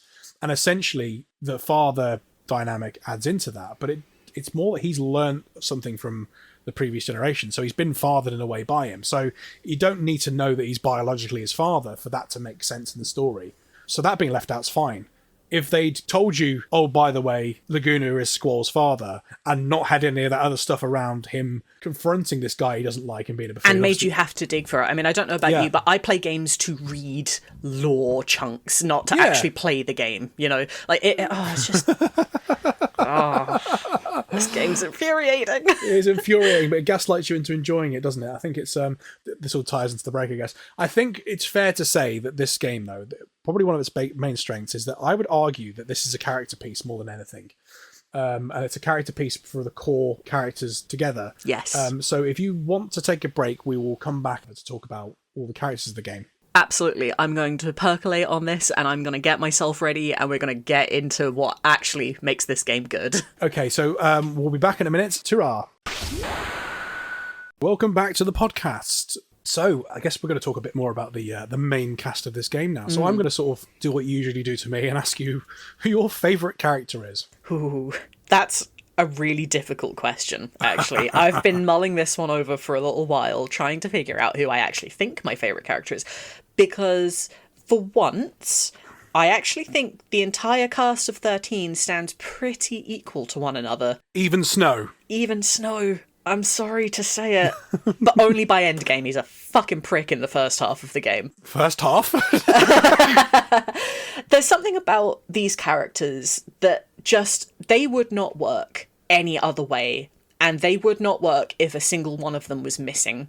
I agree. This story is genuinely so well crafted that these characters absolutely bring it to life. They're all very real feeling, and I connected with them on some level personally with every single one of them, which I don't usually do with video games or any media, really. There's usually something that I find to really dislike or just be completely indifferent about with characters, but I liked all of them. Having said that, I do really enjoy Lightning. I think she's a fantastic protagonist, a great character overall, and I know you're going to disagree with me. I really like Hope. So actually, interestingly, I don't know if I think I might surprise you here. Well, we talked before about my personal memories of the game, and I think I got about, I don't know, I never got to the Odin fight when I first played it. I think it was at Lake Brescia, so it's quite early on. So enough to get a gist of what's roughly going on, and a rough gist of, I think Fang's appeared by then, so you got a gist of pretty much the main. That early? No. So I think she show up at Lake Brescia briefly. I'm sure she comes down on this, because I remember thinking she's underdressed for the weather. No, I think the only thing that you see of Fang at that point is, like, below her knees. Like, you don't see Fang properly until way later. Either way, I think, like, I got a bit of a gist of a good chunk of the cast to be able to make opinions on whether they were well-founded opinions or not. And I remember, I'll sort of talk about my opinions then, and I'll talk about my opinions now. So sure. Then I remember thinking Snow was a pain in the arse, and he was like, I'm a hero, blah, blah, blah. And I remember thinking, for fuck's sake. I remember liking Lightning quite a bit. I remember thinking, like, that Saz at the time was an annoying older dad character. Yep. I remember thinking the Vanille was fine, but my God, I did not understand her accent because it was Australian 1 minute and English the next. Hope was an annoying child. And yeah, like I said, we didn't get Fang, did we? So I think that was my thoughts on them at the time. And I remember thinking the only one I actually liked was Lightning. And there's a point, I think it's when you meet Sarah and then she turns into Crystal at that point right at the beginning. And Lightning's just done with everyone at that point. Yep. And I remember thinking, I completely understand Lightning here. And that was my vibe about them then. Yeah. And I think I said on maybe our first episode or whatever it was that Final Fantasy XIII is just a pretty corridor. And you were like, what the fuck, Jack? And I was like, oh, this is going to be interesting when we eventually get to Final Fantasy XIII. Now, having beaten the game and even playing the game through to the same point and a slightly beyond recently, I quite vibe with a lot of the characters the same way you just described there. I think some of that's down to the fact I'm now older. So Saz, I now have a bit more. I think he's supposed to be like 35 anyway. 40 so he's around, apparently. Oh, okay. So oh my God, he's a rough 6 or 7 years older. So, but it's basically 1 foot in the grave for a JRPG game, isn't it? He's of that much older. You know, there's enough for him to be able to turn around and say, "What do you know, you stupid kid?" There's quite a lot of that going on. Yeah. So I vibe with him a lot more because of that, because I understand where he's coming from. And I understand, like, because he's a father, I'm not a father, but he's got a different perspective on the world, so he gets a bit more worried about, like, the whole, we're on pulse, we've got to listen to what the government says because they'll look after my kids. Basically, his perspective very realistic. I understand that more than I would have done as a teenager. But Snow is a Burke, a colossal Burke, but at the same time, I think when he turns around and goes, I'm going to be the hero, a lot of that, when he does it on his own, when his fucking idiot mates aren't there, and we'll get to them, he is faking it before he makes it. Yeah. You know, it's quite obvious in his performance as well. What's his name? Troy Baker. So Troy Baker's performance is quite sincere, you know, because he does not come across with his performance as being, I'm playing this guy as a dickhead. Yeah. He's playing that guy as an unsure 21-year-old, 22-year-old boy. Which is exactly what Snow is. Now, and I think that's something especially, it's tricky to come across with his design because he's a big man. Yeah. He does not look like a teenage boy. No. He looks like a man. And to have a man going around going, oh, I'm a Beyblade skateboard boy, it's just like, you look like a complete prick, mate. But then when you realise, actually, that's just my impression of Snow. Like, his character design appears older and his voice actor is... It's a front that he's putting on to be more confident with himself in the world. As soon as you realise that, I vibed and clicked with the characters in Final Fantasy XIII. Yeah. And I was really, really, like, all the way through the game, I was, everything else, like the whole bullshit with Daisley and all the supporting antagonists, as soon as I realised I don't really give a shit about that, per se, and I don't give a shit about working it out mechanically like I just described there, I'm just going to focus on, focus. The objective here is to rescue Sarah and Daj. That's the objective. Yeah. As soon as I realised that, and I don't care about anything else, everything else is superfluous. It's all about how these characters get on this journey and how they come together to meet the objective of rescuing their loved ones. I started really vibing with all the characters, all the main characters, shall we say.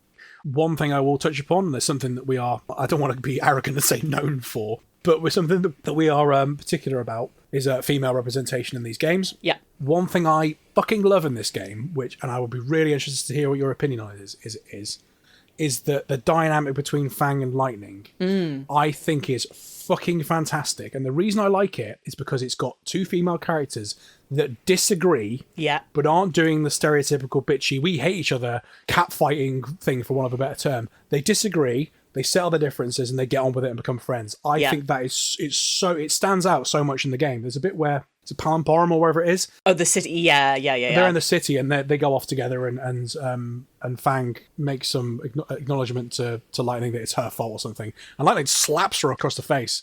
And I thought, well, you could argue that that's a little bit over the top, but it's in character. It is Lightning. And then Fang's like, yeah, fair enough. And the way that they have a dynamic, they disagree, they argue with each other, but like I say, it's not that silly cat fight, let's fight over a man's typical stuff that you see in other media. I mean, the Final Fantasy, we've talked about it before, it is, for all intents and purposes, it is good with female representation compared to a lot of other stuff. But that was really refreshing for me. I really liked that.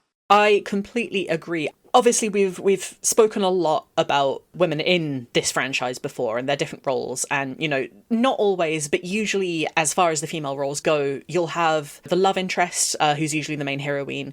Then you have usually the Genki, upbeat, lively girl, you know, selfie, Eiko realm, someone spunky and young, and then you'll probably have the older sister or the more austere and a bit more severe. So you'll have Quistis, you'll have Freya or Beatrix.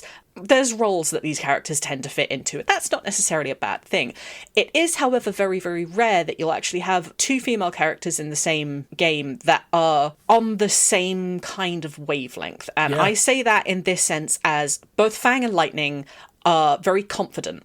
They're very assured of their place in the world and their own abilities, what they want out of the future. And they both want very different things out of the future. Obviously, Lightning just wants to make sure at this point in the game that Hope is going to be okay and that they get Sarah back and that maybe Snow shuts the fuck up once in a while.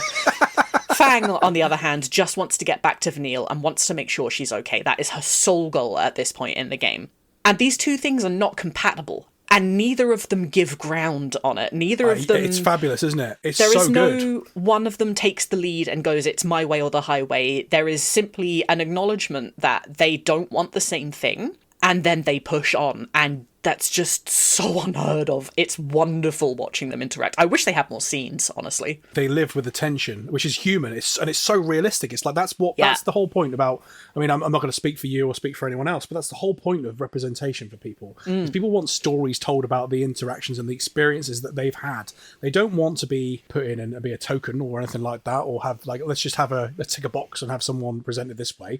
They want real stories told. And that is so realistic. I vibed with it. Obviously, I'm not a woman, but I thought that was refreshing. Not just because they were women, because they were, you know, well-written characters. Because it's quite rare, even taking the gender, sex side out of it, to have two characters that interact that way in a story this way. I can't really... There's a bit of it in Final Fantasy with Zidane and Steiner. Very similar, but really their objective is the same. Because they both want to protect the princess. They just have a difference of opinion on how to go about doing that. As opposed to having two completely different, for want of a better term, political perspectives, and then having the same approach to both goals. That's a really interesting way of approaching stuff, which I really like. And I think the dynamic with Snow as being basically the buffoon idiot character, the Waka, if you will. Well, I think he's more of a combination between Waka and Tidus, isn't he? Or Tidus, or what you want to call him. But I like his development, like I say, by the end of the game, because he's not presented as, in some mediums, he would be presented as the main character. And especially in a lot of, like, you know, shonen type stuff, as like, I'm oh my really God, glad he wasn't in this. Yeah, exactly. But I think having him not as the main character makes his growth palpable and understandable. I'm sure there's a lot of people that will see themselves in Snow. Yes. And then by the end see his development and think, you know what, maybe I'm being a dickhead. And it's not put in a position, he's not left out and told, you know, oh God, you're a stupid boy, sort your life out. He's nurtured and he's told that he's wrong when he's wrong. So I've got two interesting points. One is harkening back to Fang again. I don't know if you're actually aware of this. Fang was originally a man in development. Oh, okay. I don't know at what point in development this was changed. The only thing that I could find was pretty much a single line from, I believe it was Nomura. This was from an IGN article back in 2009, and it's a very, very short throwaway line. Originally talking about the designs, Lightning was meant to be very sexy in her design, and Fang was a man. What they did was they took Lightning's sexiness and gave it to Fang while changing her gender. So this is also, and I know we talked about this in our Valentine's couple countdown list, but this is also where the general idea of Fang and Vanille actually being a couple came from, because if Fang was a man and their interactions were still the same, we probably would read them innately as a romantic thing. Whether or not that was kept, I don't know. There is nothing more in that. But I think it's really interesting that you mentioned, like, oh, you know, if you take gender out of it, because at some point it was different. Oh, that's interesting. It's very interesting to me to consider the idea of Lightning as the head of the group and Fang as almost an interloper and potential usurper of that role of head of the group as a male character, and imagining how those two would have then butted heads and if they would have continued on the same way or if they would have carried on the way that they actually did in the game. It's just a fun little thought exercise more than anything. Yeah, it's interesting as well because, of course, you'd have the dynamic. It would be quite difficult for Lightning as well, in a sense, quite difficult to write for Lightning because of the fact that then you'd have two very strong male characters to bat against. I can hear Ali Hillis screaming from here. But my second point, also, you talking about Snow and mentioning how, you know, he could very well be the main character. I feel like all of the individual characters in 13 are, in a sense, their own main characters. No. I feel it so much more keenly than, say, 6, for example, which has a wonderful ensemble cast, and you can very much make the argument that, you know, 3 or 4 different characters are, quote-unquote, the main character of that game, but it's so much keener in 13. No, I do agree, actually. In 6, it's Sellers, Terra, Locke, and the brothers were effectively the lead characters in that game. Obviously, there are supporting characters as well, but they're the ones that could potentially be the lead characters. The problem there is that effectively Edgar and Sabin are intertwined with their own story. In this one, because I remember I've written down who should the main character be. Yeah. I think if anyone should be the main character, I do agree, I think it could be any one of the 6. It's not Lightning, it's Vanille. Vanille's probably the one that should be the main character if you had to choose any of them. See, I think, I know I complained about jumping around, like, earlier in the battle system, and it is a pain when you're trying to do battles and stuff, but from a narrative standpoint, focusing on 2 people at a time is absolutely brilliant, because it gives you... Oh, no, it's fabulous. It gives you a really focused look at everyone. But yeah, you're right, Vanille is technically the lead. She is the narrator, she is the arbiter of all of this. But I really respect that they didn't go with her as the lead. But what you said there about the everyone breaks off and the story's told well through the breaking off, where the gameplay becomes more frustrating. What I really, really liked about the battles is the little things that characters say to each other. Yes. Because it changes through the game. So like when basically early on Lightning is just fucking one-track mind. I'm rescuing my sister. I give a fuck what anyone says, and anyone else gets in my way. So there's a bit where she actually jumps off of the bridge. It doesn't give a fuck about Saz. And she jumps off somewhere later and she doesn't give a fuck about Hope. Literally leaves them to die, but she leaves them to fend for themselves. And then there's the conflict with Odin, which is essentially down to the fact that she's not met her focus, and then Hope helps her. And then she softens up and goes, you know what, actually, maybe I need to stop being such a flipping tight ass, you know what I mean? Yeah. But then the battle afterwards, she'll say, here you go, Hope, and there's little phrases like that where they will say each other's names as well, which I think really adds to the dynamic of those characters. Love that. Love how the dynamic between Saz and Vanille, when Saz finds out that Vanille is responsible for her son becoming a flipping crystal, or at the time of the sea, and she's hates herself for that. And the fact they resolve that, or they certainly they don't. Well, resolve's the wrong word. They live with the fact that that's happened. They realise that it's a circumstance of the world they're in, not down to their own actions or inaction, essentially.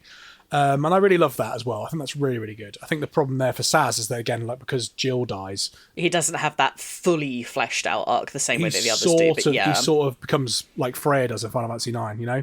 Yeah. And it's only right at the end that his story is resolved. And I will say that I think that I talked about the ending being one of the best in the series. We've talked before about how we might at some point do a best Final Fantasy moments thing at some point. I think the ending scene where Sarah and Daj walk out. Did that get you? Moments in this, it got me. It fucking got me. Oh my god! Like it was like, what am I watching? Like it's just, I saw it happening. Yeah, I thought it would happen, but it was just so good. It was such a payoff for everything that happened. Really good. I completely agree. I feel like the cast of 13 are all really thoroughly unlikable people at the start of the game. And I definitely think that's by intent. I mean, you've got Lightning, who is just so abrasive and so unwilling to listen to anyone else. Quite nasty as well. Yeah, quite nasty. Like, she's so rude to Snow and Sarah on her birthday. Like, fair enough. Fucking make my 21st birthday suck as well. But also, she's 21 and she's dealing with a lot of shit. She's been the sole guardian of herself and Sarah since she was 15. Girl has not actually had a very good time of it whatsoever. Then you have Snow, who is just so tone deaf and moronic because he's trying not to be. He's trying to be grown up, and he's 21 and he's an orphan.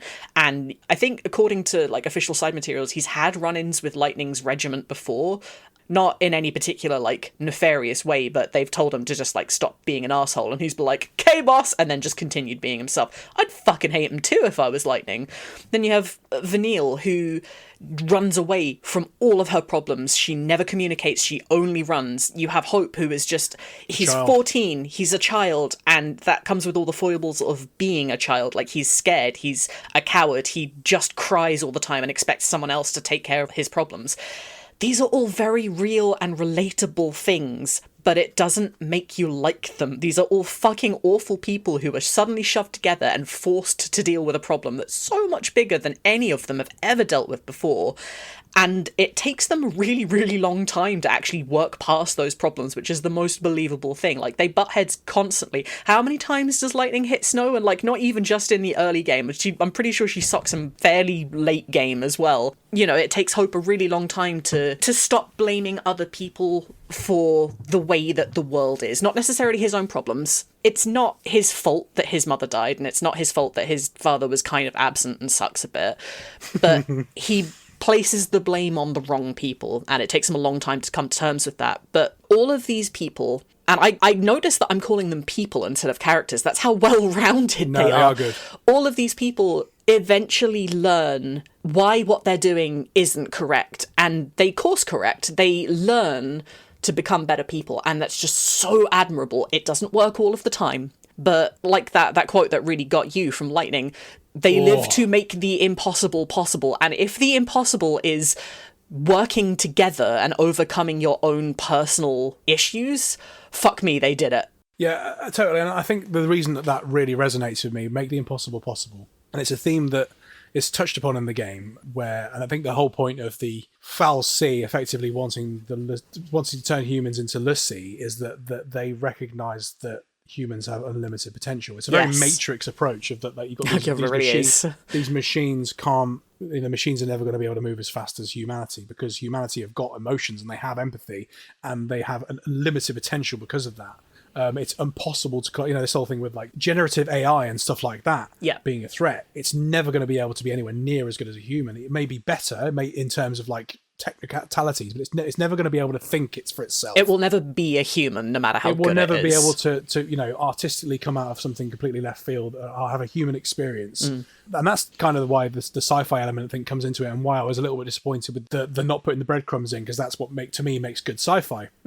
We talked about the Matrix there briefly, the whole who's the one, because I always thought when I first watched the Matrix when it came out on DVD a year after it came out in the cinema, because I wasn't old enough to go to see it. The way that story frames is that Trinity's the one, but then it's flipped that actually it's Neo. But when you get to that point, it's not a shock, it's not completely subverting our expectations. It makes sense because of the breadcrumbs you've gotten so far. Went down on a bit of a negative there, but I love that. That's the point of we live to make the impossible possible, is that, well, actually, the future isn't written. It's not written by these Foul Sea or flipping politicians or whoever is in the world. They may have a lot more tools and a lot more resources, but they have no idea what's going to happen either. Nobody knows what's fucking going to happen. And if you decide you're going to disengage and not bother, then the idea is you end up like a fucking Sith. And if you do engage, then you resist becoming a crystal. I mean, that sounds really fucking pretentious, but the whole point is it's like, well, actually, you know, I have to engage in reality. Yeah. And I love that. And I think that this game, probably out of all the Final Fantasies, it's probably towards the top in how it puts that point across. I think. I don't think it quite gets the same edge on 8, because I don't think that I think 8's got more emotional investment with me, and I think that tells a really good story of teenage characters together. These characters, some of them are teenagers, but some of them are a little bit older as well. It's more of a sort of adult dynamic. You get the whole, I don't know how old the characters are supposed to be, but obviously like Snow and Lightning are still 2021, so they're quite young, but it's different than, say, Hope and Vanille, who are supposed to be teenagers, and it's different than, say, Saz. And I think Fang's supposed to be a little bit old as well. I think Fang is also meant to be 21. Right, okay. Well, you certainly get the dynamic difference between Fang and Vanille. Fang is supposed to be older. There's a little bit of like passing the torch going on there, and I love the dynamic with Saz that we touched upon before, with the fact that he's an older guy and he's sort of more dependent upon what he's been told by the state and government and stuff like that, because he has a child to protect. And that is such a theme that I saw, without getting too real world with certain things, in recent, like, you know, when the pandemic was going on, there was people that were, oh, we've got to follow this because the government's telling us, and there was some people that I knew that were saying we don't because they're dickheads and stuff like that younger people and older people from their perspectives will relate to the world much differently and will trust authority or resist authority basing off what their experiences are. And I think that does that really well here. Yeah. I think it's especially interesting if you look at the only other black main party member with a child in the franchise, Mr. Barrett Wallace. Because Saz and Barrett are just complete opposites to each other in where they stand in the face of authority. Like, obviously, we have Barrett, who is the leader of Avalanche in 7. He loves his daughter and is trying to change the world to make it better for her. And then you have Saz, who loves his son and would do anything for him, including let the government take him away and do tests upon him to find out, you know, genuinely one of the most horrific things that you could probably imagine writing into a story. Like, of all the different kinds of just horrific things that there are in the world, there is still very, very few things that are actually more salient than, like, they're doing things to children. Children are always the ultimate taboo when it comes to anything terrible happening in a story, and that's for a very good reason. They are young, they are innocent, they are helpless. And I just find it really interesting that you have this complete opposition of character between Saz and Barrett when they are almost the same character, I suppose. They are the older. Surrounded by young people who are a bit more headstrong, you know, they don't quite have the same perspective on That's really interesting. Life. Yeah, honestly, it was only you saying that just now about Saz that actually put that into my mind. I can't believe I've never thought about that before. No, it's really interesting, the representation thing of having a person of colour character. It's really interesting to me that I'd never noticed the dynamic, the parent, the sort of single parent element of it there as well. I know that was something that was talking about Star Trek briefly. James Avery, who played Captain and Commander Sisko on Deep Space Nine, said that, I don't want to necessarily quote exactly what he said, but I believe an important thing for him is that he wanted to have a son and show a good black single father. Yeah. And it's good that these actually essentially both those characters do that as well, which I think is really interesting. That actually, and these things came out around the same time. Obviously, Final Fantasy XIII is a bit later, but like the 90s and 2000s, it's quite interesting how that's an interesting dynamic to show in fiction. Because again, I love when stories can show stuff that you don't see. It's why representation is good, because it's like, well, actually, people can identify and go, well, I could be like that, or I am like that. Yeah, and it's done well in this instance as well. And I think I found myself relating to Saz more because I'm older. And I understand why he trusts the state, because he's got someone else to protect. Yep. And that's why I think we talked with Amy Mallet about, briefly, we disagreed about, or you certainly disagreed about Final Fantasy XIII and about Lightning. And there's something that I'd like to touch upon. I don't remember exactly what Amy said, and I don't want to like use her words or anything like that, but it's worth, framing the issue of people's perception of Lightning being very similar to Squall and Cloud. And I think I used a phrase that, oh my god, she's like Squall Leonhart with tits. Now, I think it's really interesting that now I've seen the whole story of Lightning, how different she actually is than those two characters. Yep, I've been saying. But has some shared themes with both of them. Yeah. and I understand why people make the connection with Cloud. Obviously, the design, certainly with the Advent Children version of Cloud, they do look quite similar. They've got the stern face, and everything like that, and they're both showing their arms, both muscular. You know what I mean? They're both soldiers, and the game starts on a train. That's all you need. They're both ex-soldiers, right? And that's key, because I think that essentially the place they are in the story, ignoring their character, and I think this is probably a lot of the reason why people jump on this point. And I'm not suggesting Amy was, but a lot of people may be thinking, well, actually, these characters are essentially our lead into the story because they have been part of the system, and now they've gone, fuck the system, I'm going to move forward. And I think that's probably a lot of the reason why the dynamic is there with Cloud, because I think she's a lot more like Squall than she's like Cloud. That's exactly what I came to when I was thinking about this too, because I also thought of what Amy was saying, and yeah, there's definitely an aspect of she's similar to Cloud, but like you, I think that's much more in design, and I think she's much more like Squall on personality. Not the same, and they have very similar character arcs in the ways that they change and grow as people, but not the same. No, they aren't the same. And I think that she's kind of in a way, the sort of, not inverse, but like she's an older sibling. And she's sort of, in a way, protecting a younger sibling, whereas Squall is dependent upon alone as the older sibling. And what I love about, one of the things I love about Squall's character is that essentially he's this lost, scared child. He's very like Hope is in this game. And then he sort of goes, you know what, like, I've got to be the leader here. And it's thrust upon him, but actually it makes sense. And then effectively there's the scene at the end where you finally rescue Alone and you confront Sifa, and then he goes, go way outside. And he protects her. Whereas it's kind of the other way around with Lightning. Lightning starts off as being like that, go way outside, do this because I'm in charge, because I'm the older sibling. And then thaws and becomes more along the lines of, I'm going to be dependent. They both become dependent upon other people, but it comes from a position of like, I'm the older sibling as opposed to the younger sibling, which is where the comparison with those two characters comes. So I can understand, I mean, obviously there's a lot of people's gateway into the series was through those two games, through 7 and 8, and 13. In some ways, from a, even not just a character perspective, in some ways it feels like a natural progression to those two games because of the sci-fi elements. We didn't have another sci-fi game in the series until 13. So I can understand why the comparisons are made, but no, it's interesting that they are three very uniquely different characters when it comes down to it. I think that's a very interesting aspect as well. And this is kind of going back a little bit to the whole, these are real people with like real people problems and different ways that they deal with things. Something that I actually really wanted to talk about as well was what we call Lightning. Because Lightning very, very uniquely has a dead name in a way that other characters in these games and in the franchise as a whole don't. Lightning is a moniker. She specifically took up the name Lightning after her parents died because she associated her birth name with being young and vulnerable and weakness. She didn't want to be that person anymore, so she adopted a different name. I can't think of a single other Final Fantasy character that has done that, not in the same way as Lightning. There's, you could make an argument that Cloud he takes on Zack's personality, but he doesn't take on Zack's name. He barely fucking remembers Zack until he's made to. Squall doesn't take on the persona of anybody else. He creates a persona for himself, but again, there's no name change involved. And I think it's really, really significant. I don't read Lightning as a trans individual, but obviously the concept of a dead name is very, very rooted in trans culture. Yes. And I don't think that's something that can actually be overlooked. There's a point in the game, I think it's in Palom Polum actually, when Snow's recovering and he's been like beaten the fuck up and he's got bandages all around him.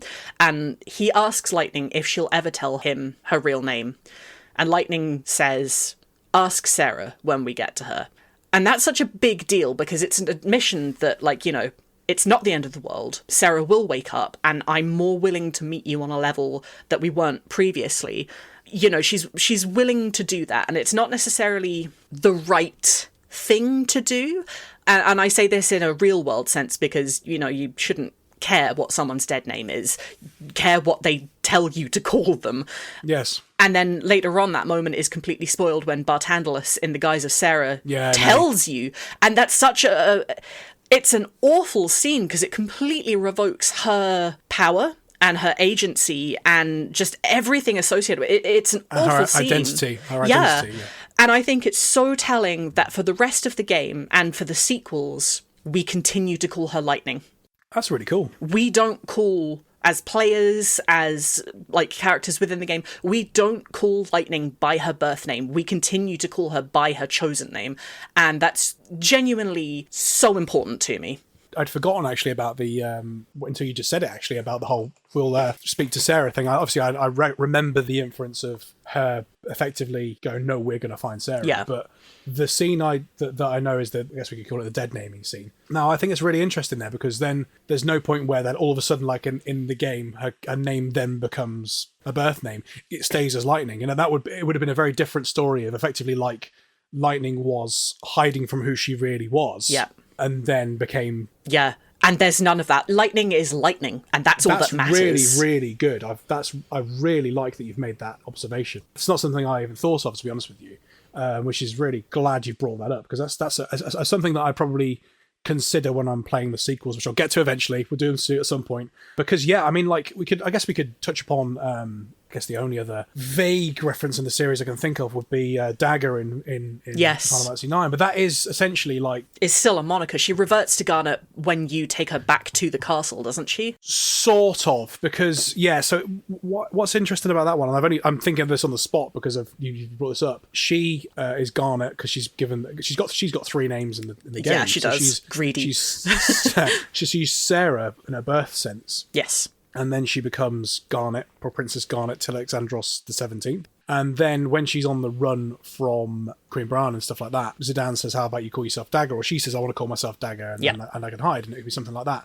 Now, I think when you go back to the castle, yeah, before she gets coronated, you see the name Garnet come up, I think, briefly. I don't know if, like, it says, you know, when her name comes up as Dagger, I think it might just say, I'm Princess Garnet. I don't know if it reverts to Garnet.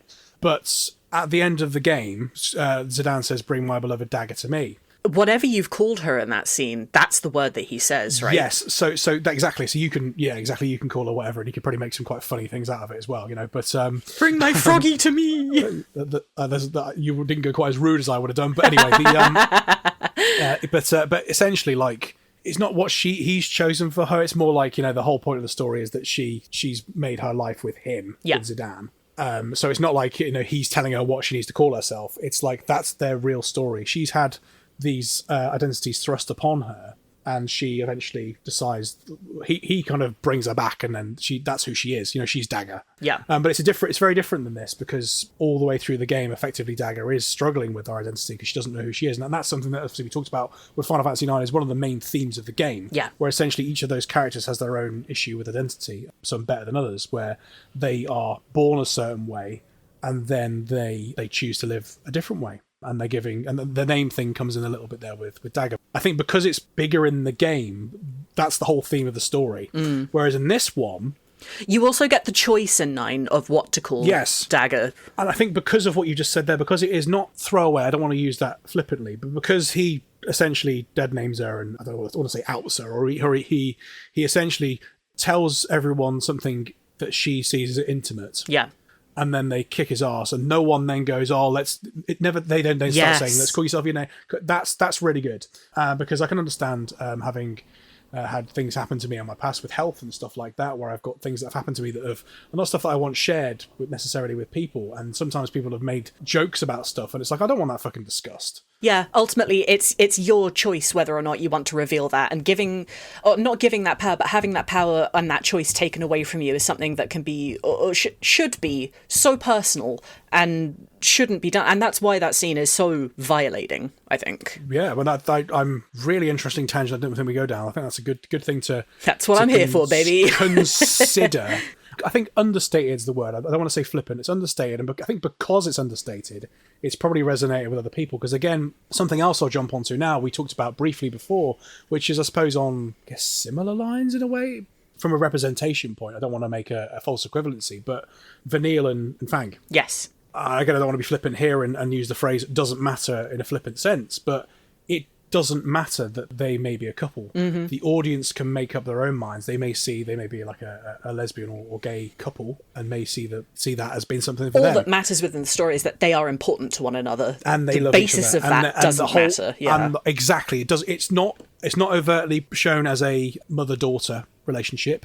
It's not overtly shown as a sexual relationship, and it's not overtly shown as a sibling type relationship. It's just shown as a dynamic of someone older looking after someone younger that clearly love each other. Yeah. And you can interpret that whatever way you want, which I think is, again, probably jumps on the theme we've just talked about there with Lightning as well, which is, you can read into it that way. I think it's great.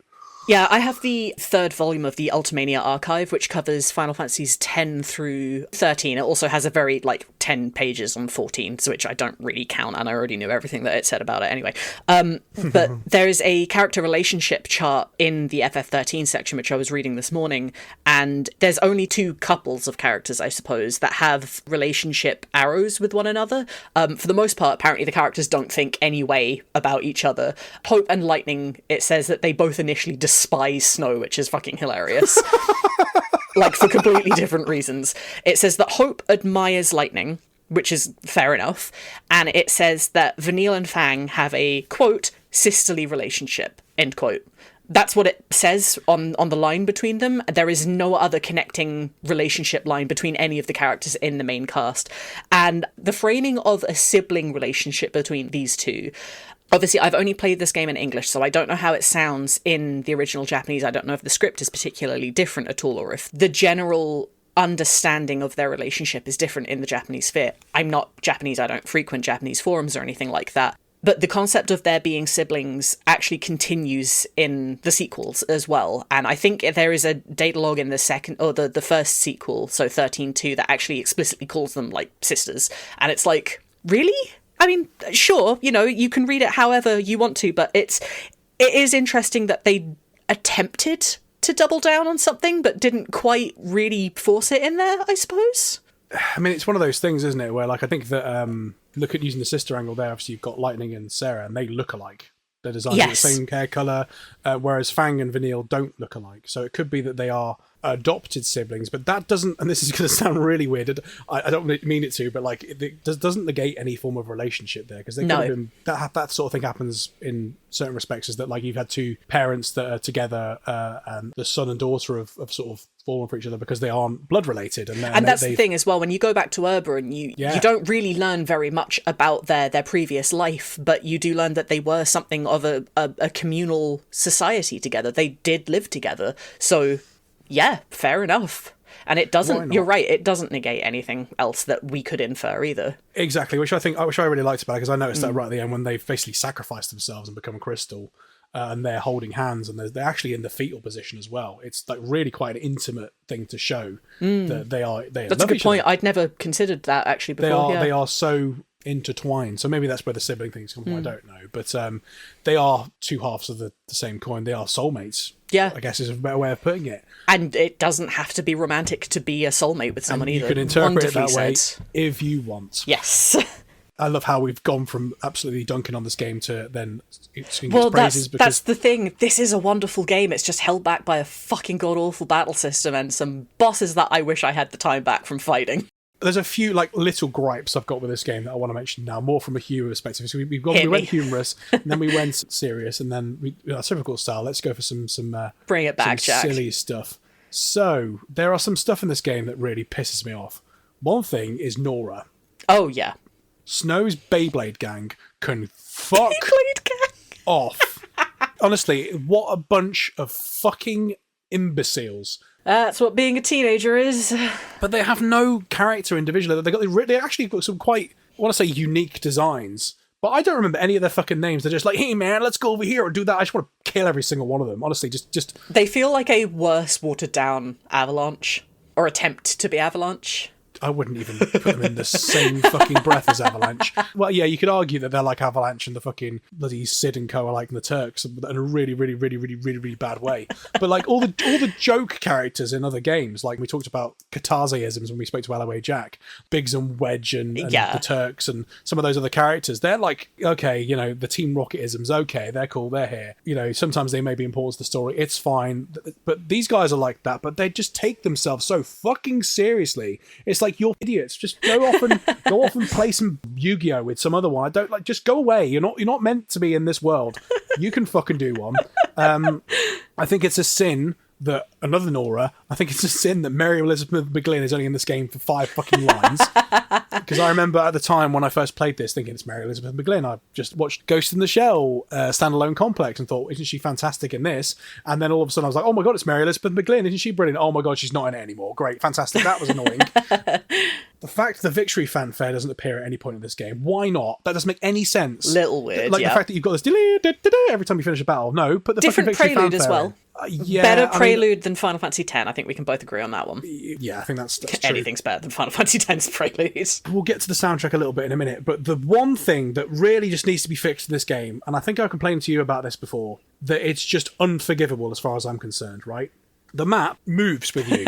You don't like that then? That's just ridiculous. It makes no sense because effectively you're moving north and the map should change and your icon should move. But in this one, it doesn't. So the amount of times I ended up going back on myself because I thought I was going a certain way when I wasn't. And the amount of times I got lost on that world map. Okay, I've got to go over to that star over there. I'll head that way. And then I had to course correct because the map, you couldn't put a HUD map up on the screen and it kept moving. That's just unforgivable. It does not need to be like that. If they do a remaster, they need to fix it. Don't care what anyone says. It's bullshit. I'll pass your complaints along. Honestly, that is the thing at the game that pissed me off the most because the amount of time that I spent course correcting because of a shitty map system was just ridiculous. I mean, Stellar Blade is another game I played this year as well. And Stellar Blade didn't have the map was locked, but you had to faff to open the map, and it just annoys me. It's like the map should make it easier for you to progress, not make it harder. And breathe. Oh, God Almighty. So very briefly, then the soundtrack. Fabulous. Wonderful, absolutely gorgeous soundtrack. I loved it. Composer is Masashi Hamauzu, who was later brought on for a few tracks in Final Fantasy Remake and I believe Rebirth as well. What I find really funny listening back to the Rebirth soundtrack is that I can accurately pinpoint which ones are Hamauzu's songs. He has a very specific way of composing. Does this have any Nobuo in it? I don't believe it does, actually. No, I think it's it a complete Hamauzu original. That might be why the victory fanfare isn't in it. I think if anything was going to appear in the game, it's going to be the victory fanfare. Yeah. But it doesn't. No. I don't know the individual names of the tracks. But again, I think I know now the battle theme. Blinded by Light. Fantastic battle theme. Is brilliant. It's fantastic. The little bit of music that plays when you go down the paths off the world map bit at the end where the game opens up. That's a great little bit of music. I don't know what it's called. There's loads of little brilliant bits of music. The main theme of the game and how that comes up and when in times of need, the whole is it Lightning's theme? I'm not sure what it's called. But there's some really good moments of music in this game, and it's nice that I guess a post Nobuo soundtrack is still this strong. Got in there for me because I think in 15 there were some really good moments of Shimomura's music, and 16 the same has some really good music as well.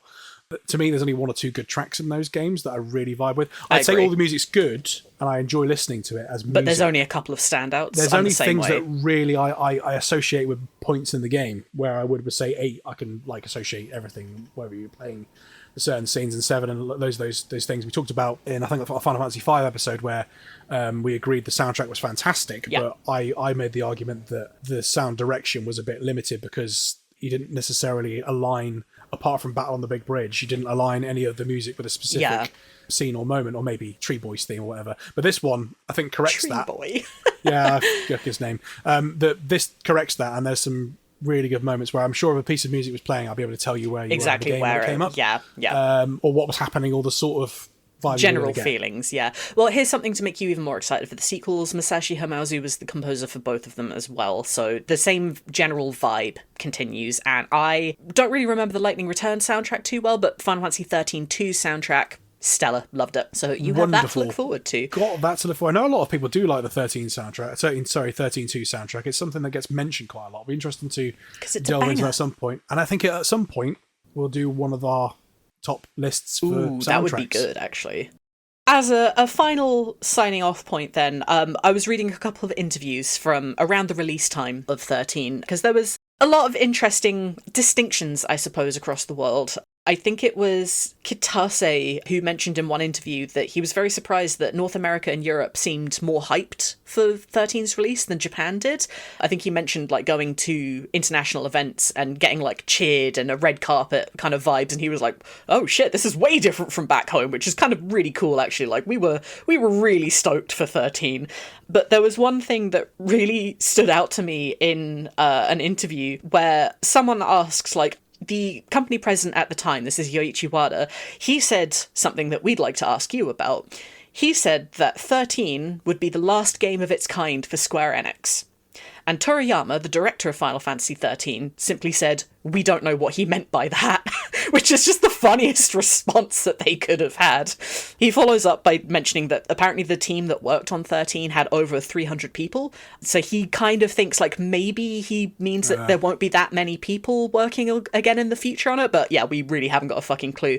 I looked it up. Final Fantasy 15 had an estimate of somewhere between 200 and 300 people working on it, maybe more, and then 16 also had over 300 working on it apparently, so not the last of its kind, was it, Wada? So it sounds like me saying, "Oh, I'm going to turn it down on the edit I'm doing this time." I've said that to you a few times, and I've never done it. So it's like Christmas. Every time we have a family Christmas, like, oh, we'll tone Christmas down this year. It never happens.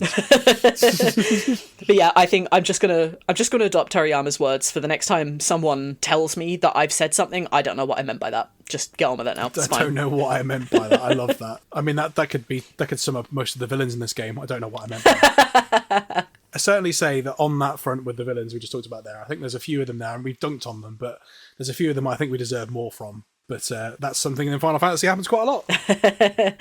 We can always come back and complain more about it another time, Jack. Have a Dissidia game that has just the characters that are underserved in the narrative. So Jill Nabar, Freya, and yeah, that'd be good. But a game that just has all the characters that no one seems to care about, which should.